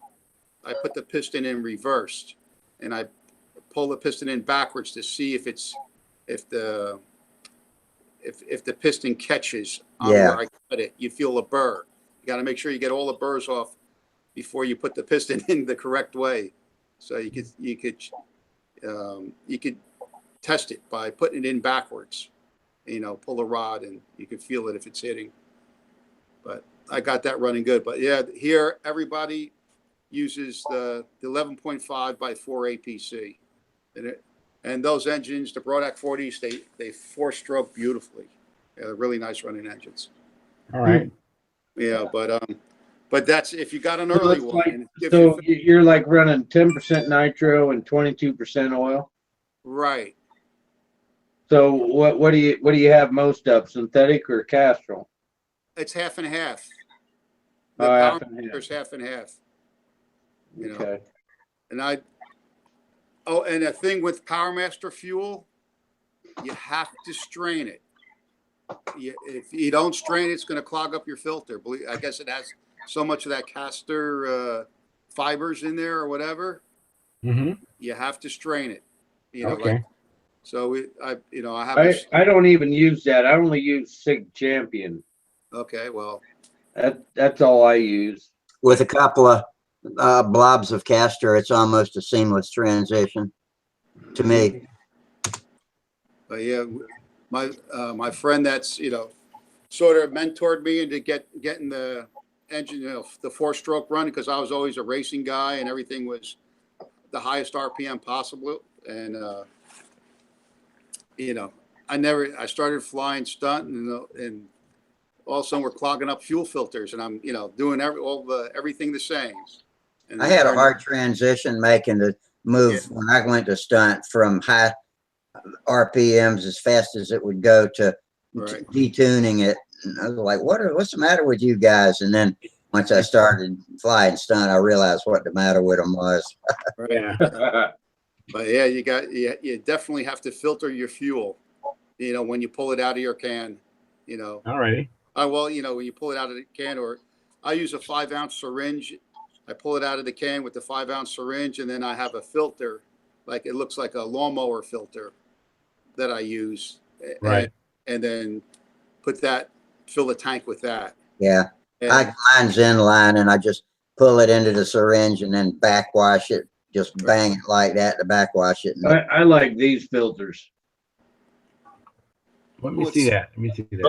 Crap That's trap. yeah, that's a crap trap.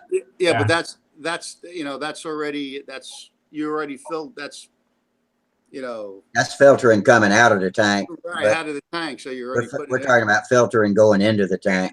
I'm gonna step away. I'm gonna get my setup. All right. Well, No, I have the same filter on my gallon. Okay, that's what he's talking about. Yeah. Yeah. And then that's all I run is these type, even on my tanks. Yeah.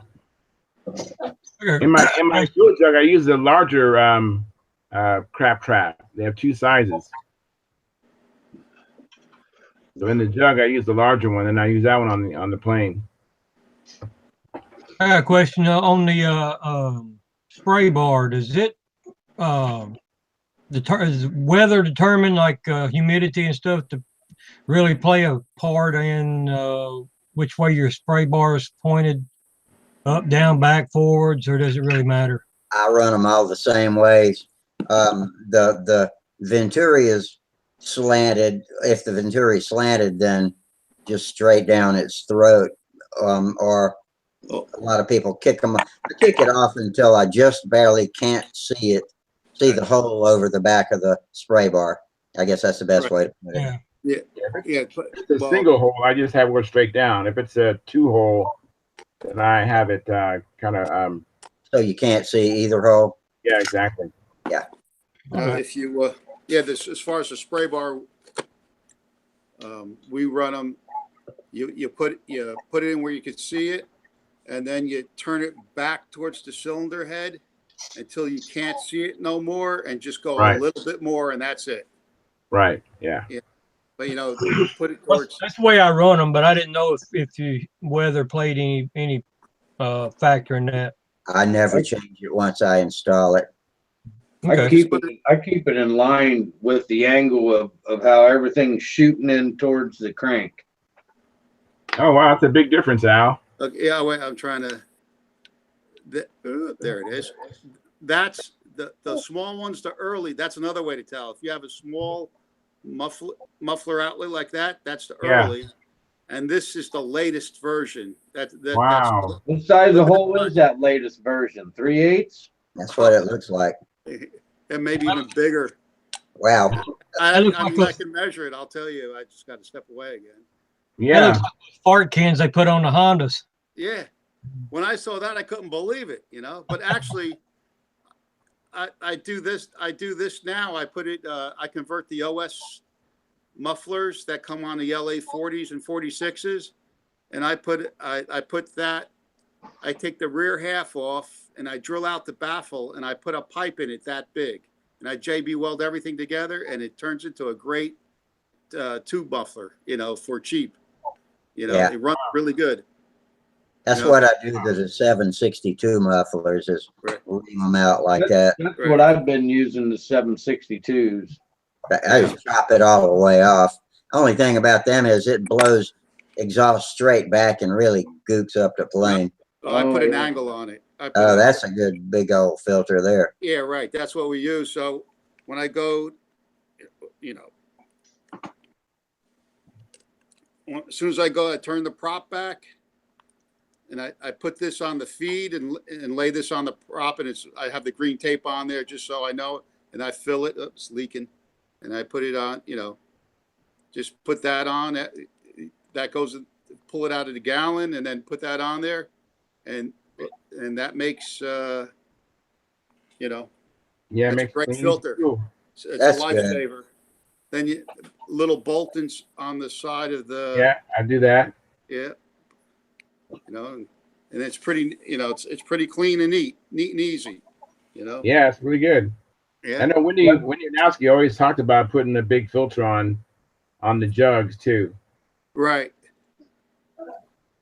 Yeah. So, but that's what we were doing. But yeah, if you have a little exhaust, that could be a tip that you have an old. I think I have the little one. It's down in my garage, but yeah, you know that thread coming out the tip of that muffler. That's how mine is. Mine's just like that. Doesn't have a nut on it. Yeah, for some. Well, this one doesn't have a bolt in it. Well, yeah, that's weird. I haven't even looked at. I mean, I haven't noticed that. What size is that hole in that new one? That exhaust. Measure it. I'll measure it. But the bolts. Because this engine's never been out of the. Let me see.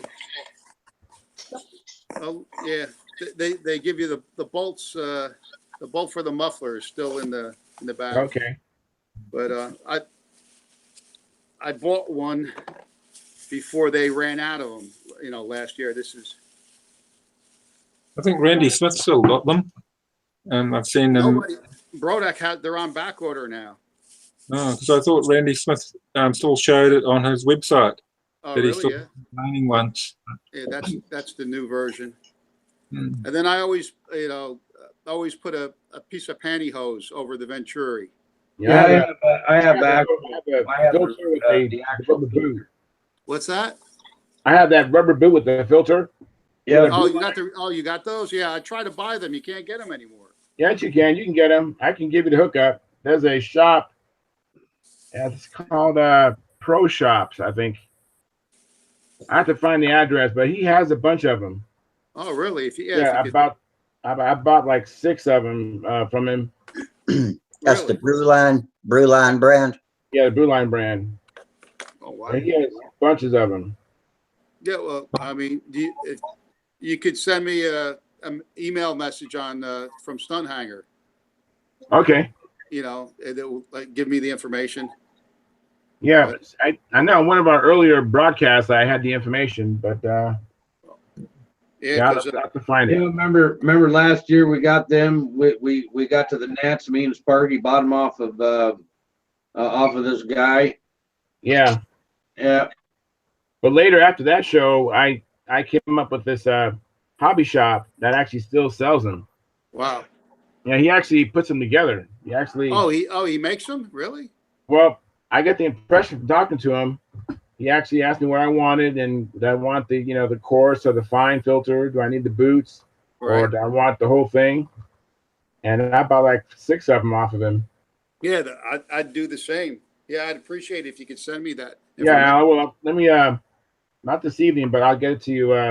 Yeah, anytime. Just send me a message through Stunthangar. I get it. Yeah. I think I'll you already measure gave this. it to me, but I don't have it anymore. I'm gonna check out, guys. Sorry, but I'm gonna get. Okay. I'll see you guys Friday. We'll see what we get done. All right, Tom. Have a good week. Hey, you guys all have a good week. See ya. Bye. See you, guys. See ya, Otto. There. Yeah, we're gonna have to go as well because Mum's home. So I gotta All get right. busy. All right, Gerald. Now I'll see you. All right. Good night. See you Friday. Yeah. The picture that he was drawing there is Oh, really. no, it isn't a All right. That was my plan for Michael Fear. I'm gonna put in the throttle and a retracting undercarriage. Oh, we can talk about it on Friday. Talk about it on Friday. So. Yeah, we All will. right. All Sounds right. good. See you and Yeah. Have a good night. have a good night. Good night. Bye. Bye. Airlines. See ya. And you know what? I got to do the same thing because I've got to get up early. I understand. So you guys have a good night and we'll see you Friday. All right. We'll Take see it you easy. Friday. You bet. See ya. All right. All right. Well, Down to the diehards. I'm gonna hang in there. You know I'm sleepy. I'm gonna hang in there. Okay. Yeah, we only got about 25 minutes left anyway. I'll go Yeah. when y'all go. Well, here's Al. Boy. Yeah, Al's back. Oh, everybody. Okay. Yeah, All right. I'm saying good night. Yeah, really. The inside idea of the hull of the muffler, that's 426. Okay. Okay. I don't know if the guy signed off that wanted to know who wanted. No, I want to know too. Yeah, I think that was Tom, wasn't it? Yeah, Tom wanted to know, but I want to know also. I can measure mine. We'll tell Well, yeah, it Tom. was. Yeah. That'd be It was about like- 7/16, wouldn't it? Somewhere Yeah, that's around about right. Yeah, That's about right. Let's see. 7. It depends where I put it in. Yeah, but it's 20. over 400, like 420 to 430. Yeah. And the other one is 329. All right. The old version is 329. That's probably with new. It's probably metric. It's probably in millimeters. Well, I can do that too. Yeah, Probably- man. 7/16 probably- is 437. So Yeah. Oh, let me see what it says in mil.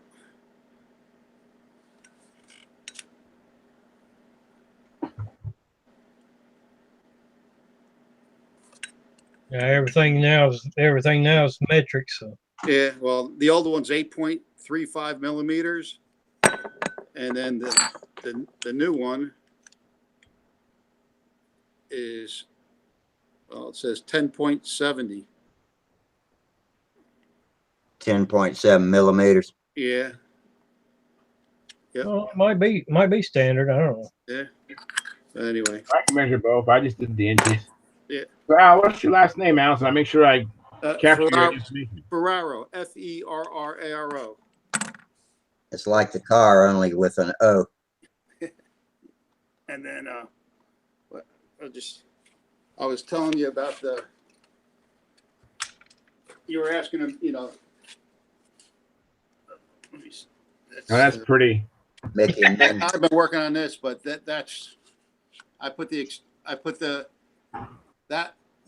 this was a standard OS muffler. Right. Right. And then, that used to be this, Okay. and I Right. took the back off, and that's the inside baffle there. Okay. That's the inside baffle. And then I get this from Tower Hobbies. This is for cars, Associate. And Right. then the pipe on there so it doesn't blow all the fuel all over the. Yes, It exactly. keeps the plane clean. But I took all the fins off it and lightened it. And so this whole thing is 2 ounces now. From this other stock is over 3 ounces. I put Wow. JB Weld in the bolt holes. So the baffle that's inside, I drill it out and then JB Weld it back inside and JB Weld this 1.25 inch pipe inside it. And it works really, really good. That. You basically just gutted the catalytic converter on it, didn't you? Yeah, sure did. Yeah. I'm going to do that. I like that. It looks really not, it looks really nice and it works good. But that was, that was the stock OS. What Wow. my number is on it? Take this off. you grind all the fins off. Yeah. You know. And, what number's on that muffler? It's the 3030. Okay. I probably got one. Well, you just take a hacksaw or something and cut it off, or no? It's bolted. It has a bolt. So okay. It has a big bolt all the way, a long bolt. Take the bolt out, and then you take this end piece off where the seam is here. The rear comes off, and then inside there you'll see that cone, and that cone will fall right off. And then just drill the cone out, and JB Weld. I put the same ID, the 430 ID pipe, aluminum pipe I got from McMaster Car. I glue that in there, and then then I glue the cone back into the muffler with JB Weld, and it holds up nice. And I put the elbow on it so it doesn't blow fuel all over the plane. Is that that to help with the 4.2 brake? Oh yeah, beautiful. Yeah, beautiful. Runs really, really good. It doesn't have the back restriction on it that it would. Right. That helps it to brake. We found out also to run the 4-stroke, you need an open exhaust, free flowing exhaust. Now I've got one plane with a muffler on it, so I know all about that free flowing exhaust. Yeah. Yeah. But it's that and the plug is critical. I found that out. It was a real eye opener. And what plug? What are you talking about? The glow plug. Oh, okay. Right. Like the glow plug is critical. If you can't get it to run rich, try a different brand plug. If you can't get it to 4-stroke, you pull the battery off and it dies. It's like I said, I bought, the Glow Devils were on sale. I think it was Thanksgiving. So, I bought like 10 of them, and they're no good. I mean, they run good once you start leaning it out. But if you try to bring it down where it's, rich, where you want it to 4-stroke, it won't do it. Wow. It won't do it. Not with the not the fuel that we use. Right. Because the PowerMaster fuel sort of has like a thick viscosity to it. And even though it's 22%, half it and half, that stuff seems thicker than my 25% all straight caster fuel. And really, but it keeps the engine cool, and it keeps on, the engine you'll go through the maneuvers where it'll break into a 2-stroke, and then it'll come back to the 4-stroke again, with that fuel. Yeah, fuel's important. Oh yeah, not the whole thing, but the whole packages.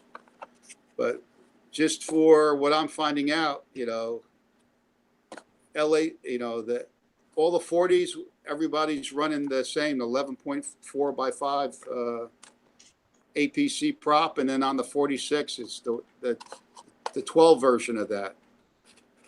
I think it's what is it's hey, what's up? Dennis, how you doing? 12.2 by 375. Version of that, Can you hear me? I hear you now. Doing? Yes. So Got your feedback too, I think. Can you hear me? We heard you twice, Dennis. Got your feedback too, I think. what prop do you have on the Brodak 40 now? What are you going to try it with? All right, now what's on there is a APC 11.5. Okay. But I don't have that 11. I don't have the 11.4.5 you mentioned. I can see if I can locate one, but I don't have any of those. I have some Zor props. I was thinking that I might need a go with a wooden prop on that plane. Okay. Because when I got the plane, it had tail weight on there. So I'm thinking, why did he put tail weight when he could just put a wooden prop? Okay. Like I had some Zor props, some Zor I like those. Those are real nice props. I found. Yeah. These they have a real wide blade on it, so the plane seems to go pretty slow going downhill. You know, it's sort of holds it back. You know. Okay, well, I like that. I mean, that's Yeah. intriguing. Yeah. Yeah, especially when the wind's blowing, that they really accelerate towards the ground, and it's nice to have the engine cut back a little. Yes, it's nice for the motor to act like a governor. Yeah. And then I noticed also, I mean, I had a profile plane that I had a Fox 40 on, and I was trying all different props, and that plane, it was a poorly constructed plane, and it didn't have really good line tension, always diving in at me, taught me how to run. So, Yeah. so keeps you in shape.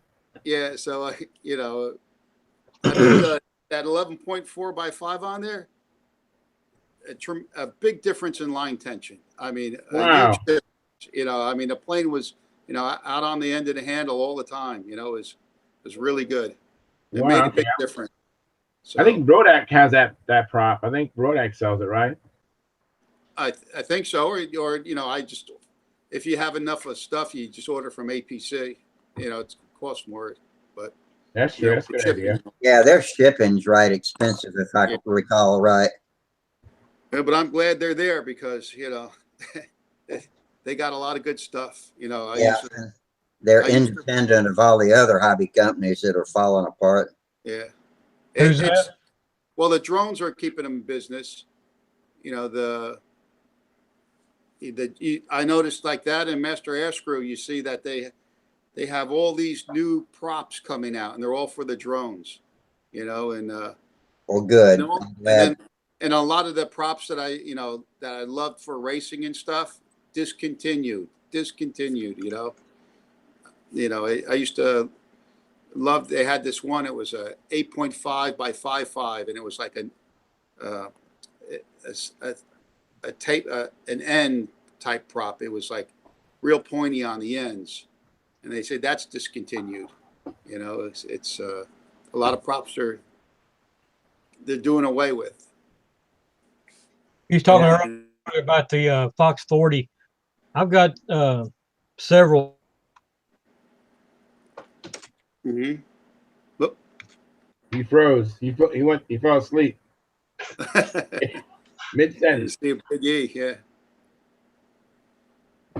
I know, Eddie. I'm tired too, man. But come on. I was just writing a note to myself to remember to get some of those yellow props from Don, the 8/8s that he wants for the Voodoo, but I can't remember the name. What brand is that? Those yellow ones. The Tornado. Tiger or Tornado. Tornado. Is that a?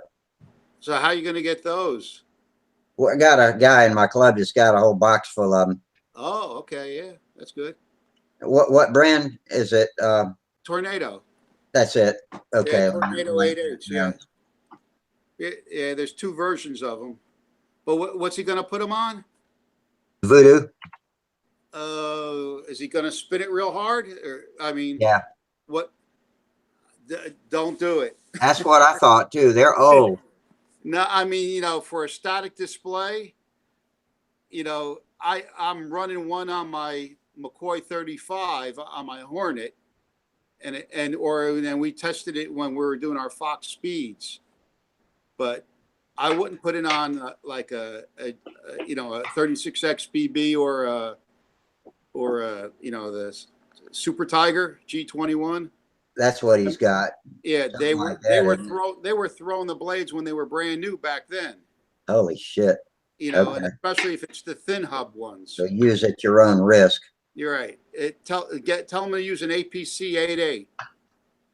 I'll tell him. I don't tell Sparky much because he rejects most of it. But it's Sparky. Yeah. Well, I already told him. Yeah, I already showed him the props and everything. Yeah, I found some for him, so that's why I'm bringing it up.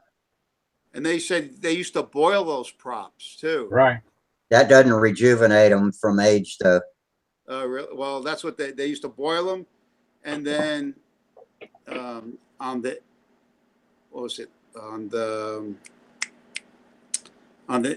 on the ends, the earlier versions of those, I mean, the narrow hubbed ones, they used to do, Larry Scarinzi used to throw the blades on them all the time, and he used to do some kind of modification to the drive washer, so it wouldn't, cut the, throw the blades. Yeah. The drive washer was cutting into the back of the hub.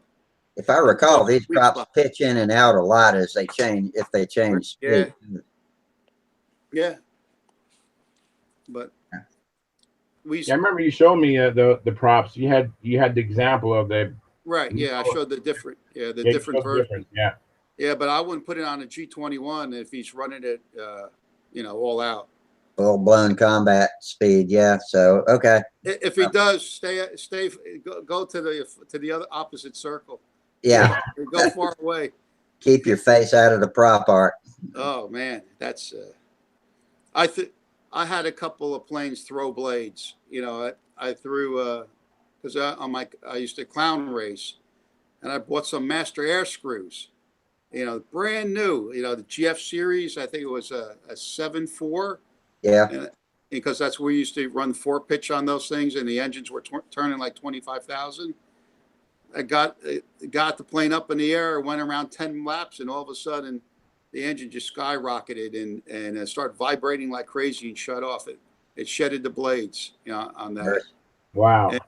And then it vibrated so hard that the stabilizer came loose from the fuselage. Wow. Broke it loose. Oh. Yep.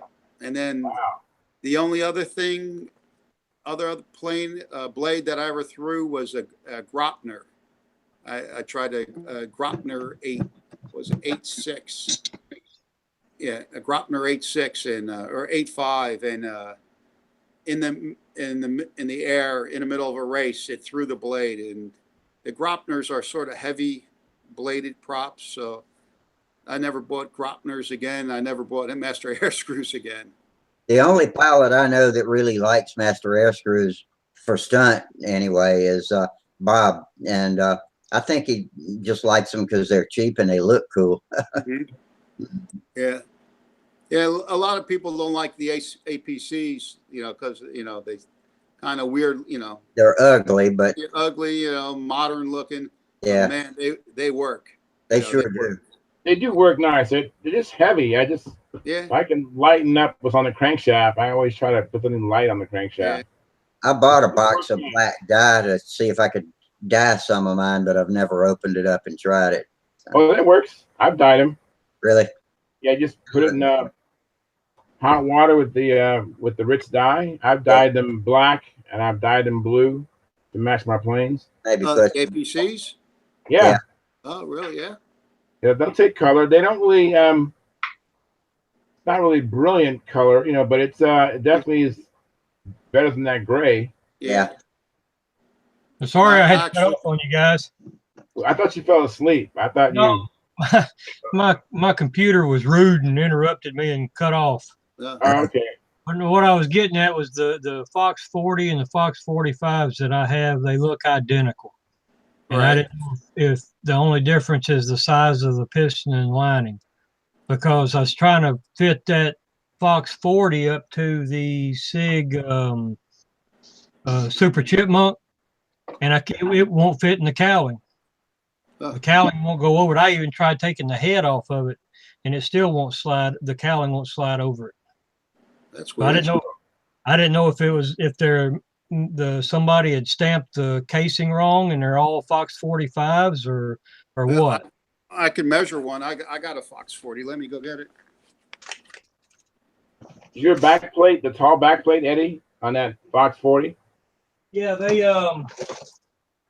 that 6-bolt, I think. Is that the coffin? Yeah, the coffin cover plate. Yeah, coffin case.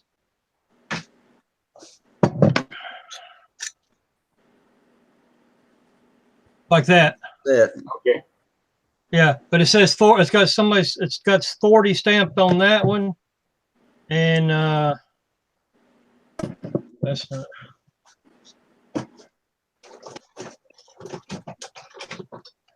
Yeah, if Gerald was here, he'd be able to tell you probably. Gerald or Wally. Yeah. Those guys are Fox aficionados. Yeah. I wish Wally'd come in and visit us. Yeah. Hope he's watching the reruns.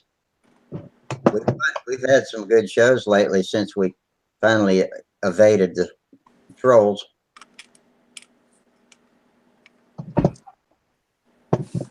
Oh, the head on the Fox 40 is 1457. Is that right? Oh, so it's like an inch and a half. 147. 1.47.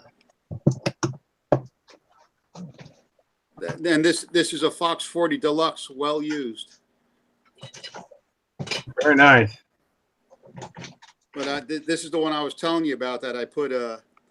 Actually, I tried that prop. Actually, that's what's on here. The one that everybody's been raving about on that thread. It's the Thunder Tiger. Yeah, Whatever. I've had some of those. I forget what it is. 11.5 or 11 something by 4 or something. Yeah. They make those fractional sizes. I like that. Or by 4. It's by 4.5, but it does not have the line tension of that, the same as that APC 11.4 by 5. Yeah. It does not have the line tension. I have a 12.5 prop of that you're talking about. That the Thunder Tiger. Thunder Tiger. Yeah, I have a 12.5 of that. Mm-hmm. But yeah, it's I mean, these props sort of look like a master air screw style. They sort of do, yeah, except for the tips. Yeah. I kind of round off the tips on my master air screws sometimes. Mm-hmm. Usually when one of them gets accidentally rounded. Is that when you take it off? Yeah. On your rollout? Yeah. I actually flew in a contest and took off with a 12-inch prop and landed with an 11-inch prop. Flew the whole pattern. Got the pattern points. They didn't technically have to give me the pattern points, did they? Because if anything touches the ground that's not supposed to, I think you lose pattern points. Isn't that right? I think if it falls off the plane. Yeah, that's true. Maybe that's what it was. Because I was on the rollout. I had splayed the gear on the last hard landing and didn't realize it. And so it was way too close to the ground when I took off. That was with my Cardinal a couple of years ago. And I did that with my Fox Speed plane. I took off and I tipped the prop, and then I got it in the air and I said, man, this thing is running fantastic. It's running faster, wasn't it? I mean, the engine just woke up and went like crazy. As I took it home and I cleaned up the tips and measured it, and all the other, it started life as an 8.8 and ended up like 7 3/4, and then now all the props for Fox Speed are all 7 3/4 now. It just made a big difference. Sometimes you stumble into the answers. Yeah, that was it, and it worked. My friends, my friend has one also, and we're trying to get every little extra mile per hour out of those planes as we can, because we we're up at Brodak, when we're doing the speed racing, and so my one friend's engine, it didn't work, but on my other friend's engine, he had the same result I did. Oh, very cool. Yeah, it's so it's don't throw those those props at you. Don't throw them away. You never know. Hey, Dennis, what you been doing for fun? Did you have a good weekend? I had a great weekend. You go flying? I flew last week in midweek. Got a couple flights in. Weather's been nasty up here. It's been a little windy. And then today we had thunder, lightning, and all kinds of rain, which we haven't had all year. So good to get the rain, but not good flying weather. Yeah. Well, that's good for me. I got to keep you down so when we meet in October. So I keep hoping you have these similar days. Yeah, I'm working on that. In fact, I'm working on something here. I don't know if you've seen something like this before. To hold it up there. I don't know if you get a good picture of it. That's good. Yeah. It's an adjustable control horn where I can Yeah. manually I've adjust each seen flap. an article from Paul Walker about that. Yeah. Yeah. And so this is my version of it. The only thing is, it's coming out a little heavy. It's about 1.4 ounces, but again, I'm using 1/8" wire also. Hold it up a little higher once more. I'm going to do a screenshot of it. Okay. And boom. Turn it sideways now. Turn it so the. Which way? This way? That way. Yeah. Okay. Right there. And got it. Screenshot. Okay. I just stole your design. It's not, trust me, it's not my design. I'm a cyber thief. But it's pretty simple to make. Just it doesn't take a whole lot of different materials.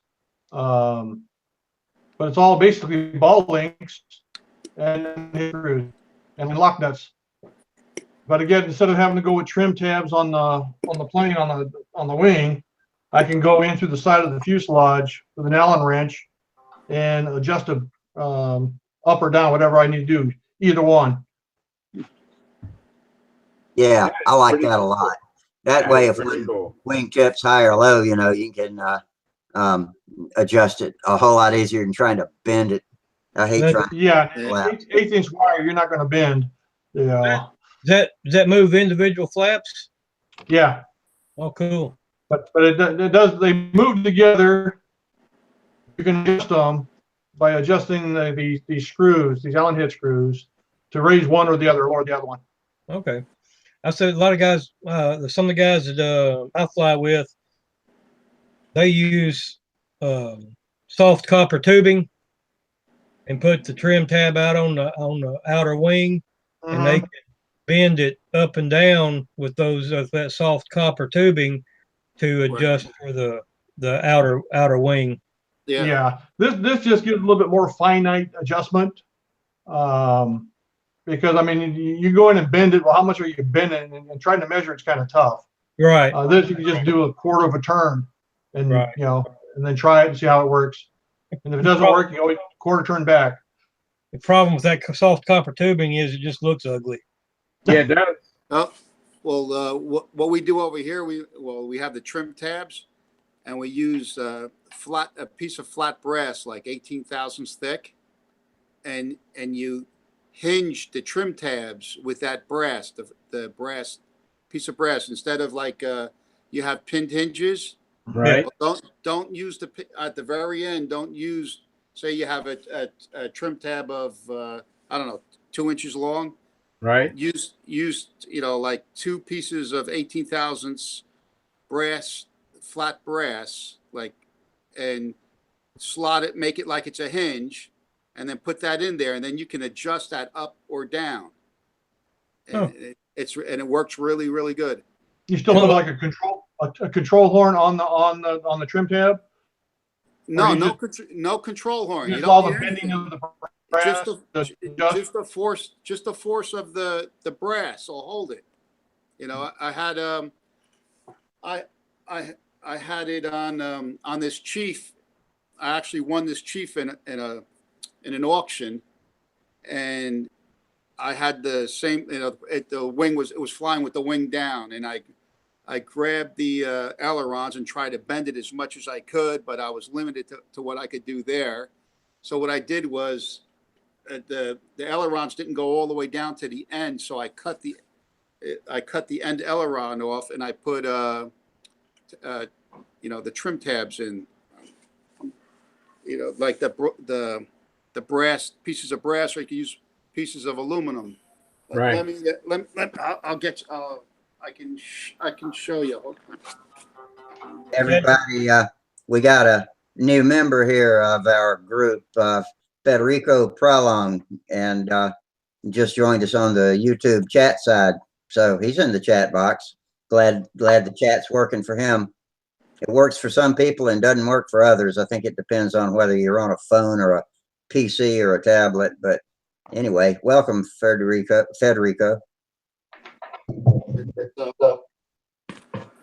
So this is the end of the aileron on a Nobler, my Nobler ARF. Right. And then here's here's aluminum. So I'm gonna hinge them in there like that. Right. Glue them in, and then glue them into the wing, and then you can then you bend it. I follow you. You just I bend it, follow you. and then and then Makes once it it's like land. adjusted, you're done.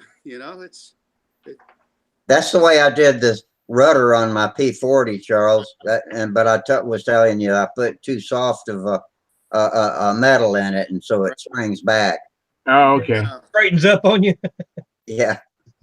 Yeah, thanks, Al. I've seen that. It's a good idea. Yeah, no, it's like I said, there's the one guy that's like my mentor. He's, he comes up with all these ideas, and this is like, this is aluminum. This is 25 thousandths, but he uses like, if you use brass, you use like 20 thousandths. So if you make the trim tabs and you've got full flaps, do you on your outboard wing, just a couple of inches, you cut it off of your flaps? And that's correct. That's correct. Make them Right. make them even. Yep. So the inboard wing, you would just glue it straight to the wing to make it straight. That's correct. Well, yeah, you glue, you put the tab on. Right, but the inboard wing, you would just cut it off and glue it straight to as a trailing edge. Well, yeah, if you're talking about it, one without flaps. No, with flaps. If you got full flaps on both wings, right, and then on your outboard wing, you put your trim tab. So you got to what? You put it on both wings. Both okay, sides. both wings. Okay. I mean, if you do it on both sides, I mean, you could do it on one side, but if you have to make an adjustment, you're gonna really, Yeah. See, my problem with there is I'd be doing barrel rolls. Yeah. Yeah, I mean, but no, you do both sides the same, and this way you have plenty of adjustment. You bend it opposite, Eddie. Yeah. Right. So one is be bent up, the other be bent down. Exactly. You kind of fine tune it. Right. Well, I've seen just don't bend it 45 degrees. So that it works really good, and it's simple. And I've seen them with the trim tabs, but only on the outboard wing. That's why I didn't know if you did both of them or not. Well, I mean, I see it would look better with both of them. Yeah, well, on this Chief, the inboard wing is longer than the outboard wing, and I did the inboard side, and I had it. I did the inboard side first because I cut it off, and it helped it. I was like 95% there, so then I just did the outboard side, and and that made it a little too much. So then I was able to bend down make the adjustment on the inboard side and bring it back. Right. The school of thought is if you do one side only, you're creating drag. Right. So you really want to do both sides. Are you sure it's the inboard wing that's shorter and not the outboard? No, on the Chief, the inboard wing is big. On the Chief, the inboard wing is longer. Okay, that makes sense. Maybe I heard you backwards. Right. Okay. Yeah, because the outboard flies faster, so it would want less wing area on that side. But anyway, they say you're supposed to do both because of drag, and then you're not bending, you're compensating on both sides of the wing, not only on one side. Yeah. It depends how bad the plane's out. Right. Hopefully it's not out that damn bad. Yeah, well, this one was out quite a bit, and and I, like I said, I did the old aileron bend. I really leaned on it as hard as I could, and in fear of breaking it. And then I knew I can't go anymore. So then I had to resort to cutting. I was fortunate that the ailerons didn't go all the way to the end of the wing, and I was able to cut the end, make tabs out of the ends. What's good for adjusting flaps where you have to tweak and bend the forks is those balancing clips that used to come with ceiling fans. that, they're rubber, they're, about so long, and they've got a slot cut in them. And so 2 of them, and just slip those over the stiff part of the flap. And then you can, twist it without just depending on your fingers. That's a good way to not break them. Or you could make that out of wood too. Right. The trick is to grab it where the wire is. Yeah, right over the wire. Yeah. You got to grab it right over the wire. I mean, if I didn't grab it over the wire, I would have broke it right off. I was really leaning on it. I just cringe whenever I have to do that. Yeah, absolutely. That wire was so skinny and wimpy on my P40 that I can bend them. I can bend them both from lock to lock and then let go, and they just doing. Oh, really? It's like, damn, that didn't help. But I got this Chief dialed in pretty good. It's been raining here all weekend, and I saw Saturday it was 45, and in the morning this past Saturday there was we can't start before 10, so we had a 2-hour window between 10 and 12, and I got out and flew it, and it's flying nice now. Where do you live, Al? In New Jersey. New Jersey. Yep. So I got this Chief flying really nice now. It's a pleasure to fly. Oh, that's nice. Yeah, and it does. It stays out on the lines, and it's doing like I'm flying it on 58-foot lines, and its lap times are like 5:1. Oh, very nice. And it's and when you do a loop with it, it's nice, and it doesn't pick up going downhill or anything like that. It doesn't speed up. It's very that's really good. Yeah. That sounded like somebody's midnight alarm, because it turned midnight when it just dinged. No, that's my 9 o'clock medicine taking time. Oh, 9 o'clock. Okay, you must be on the West Coast. West Coast. We're out here on the West Coast. Anytime is good for medicine time. Yeah. You guys that fly competition, does it matter the length of line you fly? I mean, I know y'all talk about size, whether it's 15s or 18s, but as far as length goes, there is a maximum, and I don't know, is it 70? Yeah, the maximum is 70 feet from center of fuselage to center of handle. Yeah. But the longer, I just put 66-foot lines on my Strega, and I like it because it's giving me more time, and it actually makes the maneuver maybe appear to be smaller. Or am I just saying it right? In other words, it's an advantage. As long as you have the power, I like the longer lines. I have more time. The plane is still going fast, but I'm doing the maneuver. I have more time. Yes, I fly all my planes on the same set of lines. I just unhook them and hook a new plane up to them. They're all 60 foot.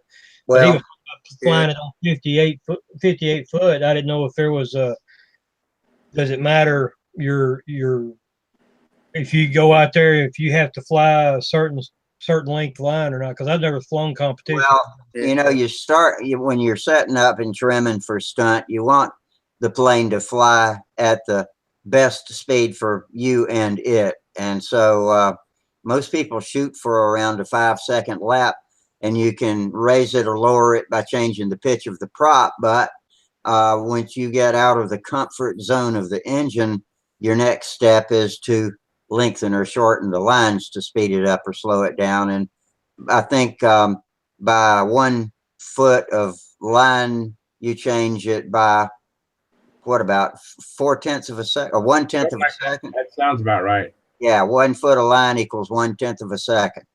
So you trim it, you fine trim it like that. But maximum 70. I'm most comfortable with 60 on most of my planes, and I don't care that much about the speed. I keep it anywhere between 4.8 and 5.2 for the planes I fly. Now, the big planes like Charles flies, you might want to go a little slower because they got more inertia. Right. But with my mid-sized planes with 40 sized engines, 46 size engines. I like the power you get with a little bit shorter 60-foot lines where I always start. And I don't buy large spools of lines and cut my own every time I need a line change. I spend 20-something bucks on a spool and fly it the best I can. Yeah. So me, on the other hand, what I do is I try to find where I can get the maximum performance out of that motor, and I just tailor everything else around that. Yeah. So whether I need to go longer lines, if I have, I'm just trying to find the most performance out of that motor. Yeah. Once you get the right prop and the right motor settings, and it's going to be happy, then you can, tune your speed with line length. Yeah, like I said, I don't do competition. I just go out there and make it up as I go along, and I try to do some of the patterns and everything, but the square eights seems to be my downfall. I love that stunt. It's one of the hardest ones because it's got like 17 turns. Well, so I can do an hourglass easier than I can the square eights. Well, 4 corners versus 16. Yeah. Well, but I'm talking about. I think my problem is my heart starts beating too fast when I'm nosing it toward that ground like that. Down leg is a bitch. I'll tell you what. Yeah, it is. It is. Well, one of the things that's important too is to have a plane that's well trimmed, because an untrimmed plane makes it very difficult to try to do a pattern. I learned the hard way, and Brett Buck was one that showed me, what happens to a plane when it's out of trim and why it can't do what it needs to do. And then once you get it into trim, it's a whole new ball game. I mean, it makes it enjoyable to fly because you're not forcing or horsing a plane around to do something. The plane should do it with very little input, as it were, to do the maneuvers. If you have to go in and start pulling on it real hard, something's wrong, because you shouldn't have to do that. Yeah. Right. And then you should also try. I just started to do this too. Get dedicated lines and handle for each plane. You just because you keep on going back to it. You're not absolutely. I've got a handle and a spool of wire that's got the name of the plane written on it. Yeah. Unfortunately, I have to erase it and put a new name on it every damn 6 months. But yeah, I know. Put Al on it, Rusty. Yeah. I've been working on getting a backup set. Where I have another handle and spool of lines for a backup. Because I do have a set of lines and handle for every plane, but I don't have a backup. Which is already set up. Where you have your neutral is perfect, just like your primary one is. So if anything happens, if someone walks on your lines at a contest, it's no problem. You can go get your other set, and you're right where you are. That's what ideally I like to get, but I'm not there yet. That's the reason I buy mine from Tom Morris, because he doesn't guarantee it, I guess, but I always know that his are going to be cut accurately, exactly the same. Yeah, I do the same. The eyelets and everything on them. And not me. I got a bucket full of Easy Just. Well, sport. That's the nice thing about sport flying is you don't have to worry about all the little details that you do for having consistent, same looking stunt every time. So the problem with those Easy Just is, y'all know, I'm sure y'all have used them before. They shock the shit out of your palm of your hand when you static electricity. I've heard of that. I haven't experienced that yet, but I've heard that loop of wire coming out. I almost damn near dropped mine. Yeah, I felt it. Yeah, I felt the jolt. Yeah, that loop of wire coming out of the back of the handle really goes right to the soft spot in your hand. Yeah, it does. I've been using the Rayco cable handles. They're nice. Have you tried any hard points, Al? No, I haven't. I haven't done that. I'm at the level now where I don't really notice that difference. I was ready to try, but now I'm not. So I'll go back to the cable handle until I get back in the groove. Use the Rayco bar handle, and for for the 3 stunt planes that I fly, I have the same exact handle, and I put some of that tape, for like baseball bats Tennis on it. racket tape. Yeah. Yeah, because I don't know, because the wood seems to get slippery on me, like that, and the grip tape, I put that on there, and they're really comfortable. They're sort of like an Easy Just. They're the same basic design, except they have the bar on the front, and it has the little nylon where the cable goes through. You can adjust that up and down the spacing. They're really nice. So like if you don't have enough of throw, you can open it up, or if you have too much throw, you can close it down, or if it turns one way harder than the other way, you can throw a little bit little minor adjustment, like add more throw to it. I know you're not supposed to do a lot, but it's on this Chief, I had to do that. I had to open up the spacing a little bit on the one side versus the other, and it's the handles are really great. They work good. So that's the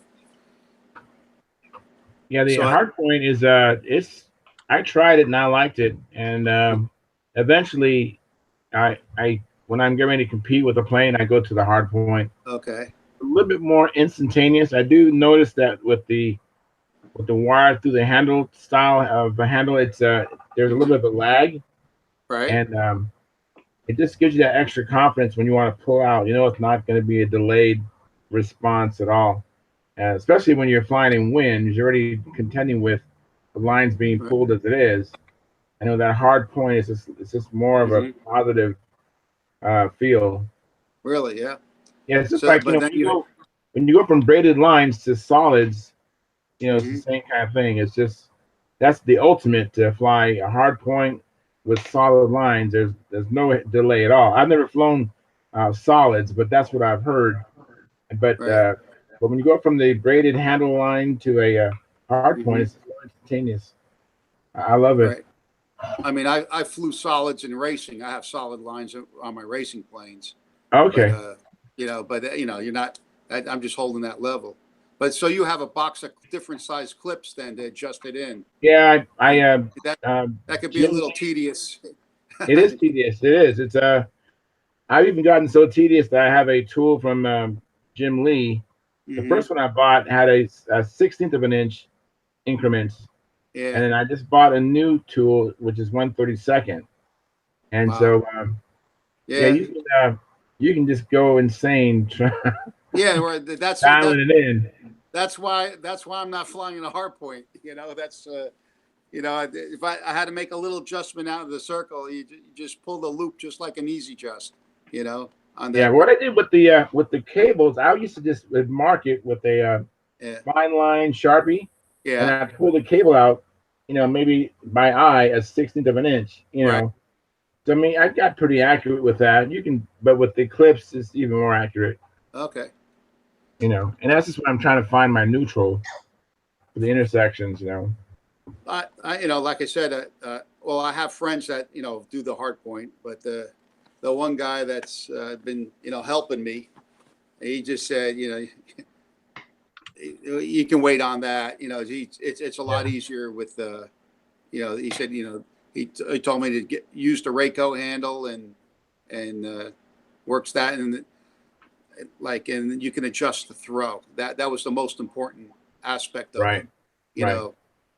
Now the hard point, you adjust the throw by moving your eyelet or something up and down or I must have at least 6 or 7 holes on each end of the handle that I can go up and down. Right. I have one, but I just haven't, I haven't acquired the clips and all that stuff for it, Yeah, Jim Lee's setup is, I guess it's around $25, and then if you want, he'll sell you wire, 12-inch length of wire for 50 cents a piece. Right. But I find similar wire at the hobby store. It is kind of a time consuming, but once you get it set up, right, you usually don't have to set up again. So it's Yeah. just, you know, and what I have done in the past is use a wire handle, like when I first take a plane out there, because I don't want to go through all that difficulty of getting the clips. I use a regular handle with the wire through it, and I adjust it as close as I can. Then I'll measure the offset, Right. and then I'll transpose that to the hard point handle. That way I know I'm in the ballpark, and then I can start fine tuning it. I got you. Yeah. Yeah. Yeah, that's a good tip. But you know, no one's going to beat you because they have a hard point handle and you don't. So, I mean, yeah. What's I mean, the it's personal preference. What was that? What's the pull pressure on competition planes? It varies a lot. It all depends. I think is it 7 times? I think it's 7 times the weight. Is it? Oh, I didn't understand the question. Yeah, when you do the pull the tension test is 10 G, 10 times the plane's weight. 10 times. Okay. That's a lot. That makes you cringe when you're pulling that too. So put your fingers, your 2 middle fingers between the lines at the wingtip, and then excuse me, and then have the tester holding your handle, and you do the pulling until he says stop. And so so you hold the handle and he says ready, and so you just pull back, and he says there it is, and so immediately stop, and hopefully you don't hear any cracking going on while you do it. Yeah. Did you ever go out there with a 76-ounce plane? I used to, you know, I helped out in our contest, and every once in a while when you pull something, you know, the lines go, you know, the guy's lines broke. Yeah. Yeah. So you just saved this plane, but they're upset. They're upset with you because the lines broke, you know, right. But you When just the guy's plane, you know. When I put the new wing on my twister, that took me forever to build the wing, mount it, and recover it, finish it. Was going to fly it, and Bob and Wayne were down there, and I got the plane all ready, and Wayne says, let's pull test this thing. And so he went out to the handle, and I pulled on the wing, and I'd hardly put any weight on it at all when that line just slid right out of the tube. And I had used the wrong sized crimp. Yeah. And it wasn't biting down on the wires tight enough. I am so glad that Wayne remembered, let's do the pull test. And so I pulled on the other line, and it came right out too. So I got some smaller tubes and used the same, because it was a swage tool. I swaged them on there, but it was too big of a tube. So yeah, glad we caught that. Was this the crimp at the bell crank or at the lead out end? At the lead out. The bell crank had never been redone, so it was fine. But yeah, at the lead out end, it just came right out of the tubes when I pulled on it. Y'all like to have a lot of wire hanging out the end, or do you want it as short as you can? So coming out the wing, your lead outs. I usually have about 3 or 4 inches. Yeah, well, long enough where it doesn't bottom out. And when you give it full up, you don't want the end to hit the, you know, the right. It was like my shoestring there. I got the ones that came with it, and I've probably got 8 inches hanging out the end of my wing. That's okay. But I've got room in case something happens. I can always stagger their lead outs on the outside. The thinking is that they don't want the line clips to catch, and so they'll stagger them. Yeah. Well, we do that in combat. We stagger them, or we put fuel tubing over them so they don't catch. You know. Are you talking about breaking wire? I got a stout out in the back building. I got a Flight Streak Junior that calls for a 19. Of course, I took the landing gear off, put a 25 on it, lengthened the elevator. Thing screamed like a banshee, and I went to do a wing over, and the up wire broke. Oh man! I stuck it in the ground from about 6 feet off the ground, and engine disappeared. Buried it up in the armpits, huh? Yeah, I've experienced that. Yeah. I went to sleep in a wing over one time, and that was in front of judges too, and never pulled out. And yeah, I buried it up to its belly. It was a mess. That was one of those pine fuselage foam wing Yukis. Do y'all remember them? Yes. Yeah. They call them Yuki, UK. I don't know I've if seen they call it UKEY or UKIE. I don't remember. But Did you really fall asleep during the wing over? Or are you just saying? I'm just saying that. I mean, I was flying with a fever that day. I had a sore arm. I had gotten a freaking pneumonia shot the Friday before the contest started, which was a very bad idea. Don't do it. And I was so excited to go to that contest. I always am. And by the time I got there, the arm started hurting. Actually, before we left the house, but by the time we got there, the fever hit, and I'm like, oh my! And this was Sunday morning, way earlier than I usually get out of bed on Sunday. That's when we always fly Pampa events, is on Sunday morning. Yes, it's true. And That's I had half the Philly Flyers there watching me too.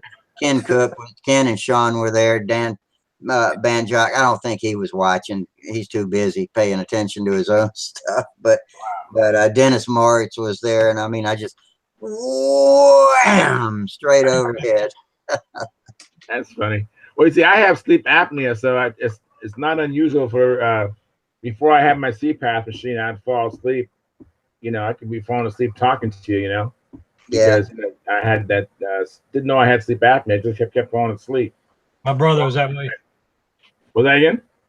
My brother was that way till he got his machine. He'd sleep, but he wouldn't get that full deep sleep that he needed. And Right. he'd sit there, he'd be like Grandpa Simpson. He's like, I remember back when. Exactly. He'd be just talking to you. Next thing you know, he's dropped the remote control to the TV and sitting there snoring. They make those Simpsons way too realistic for me. Well, guys, I'm going to have to sign off. We ran 20 minutes over tonight, so it was good. I appreciate it. And hey, we got the YouTube crowd, some of them back. Federico signed off from Argentina just a few minutes ago. All right. So yeah, man, we'll see y'all Friday night. Hopefully, y'all. Hey, Charles. Yes, can you send me that link to the Venturi filter? Yes, I'll send you it. I'll find it and I'll send it to you. Yeah, send it to me again. I think I already did, but I don't know where I put it. Okay, guys, have a good night. All right, take care, guys. Good night. All right, YouTubers and video chatters alike, thanks for coming. We appreciate it. And if anybody that notices that super chat and $sign in the chat box, man, if y'all would hit that, it would be very helpful. We hadn't had that input for a while now, and so we appreciate it for all the stuff Sparky has to do to keep this thing going. And meanwhile, fair winds, tight lines, and we will see y'all later. Good night. See ya. Good night. Bang.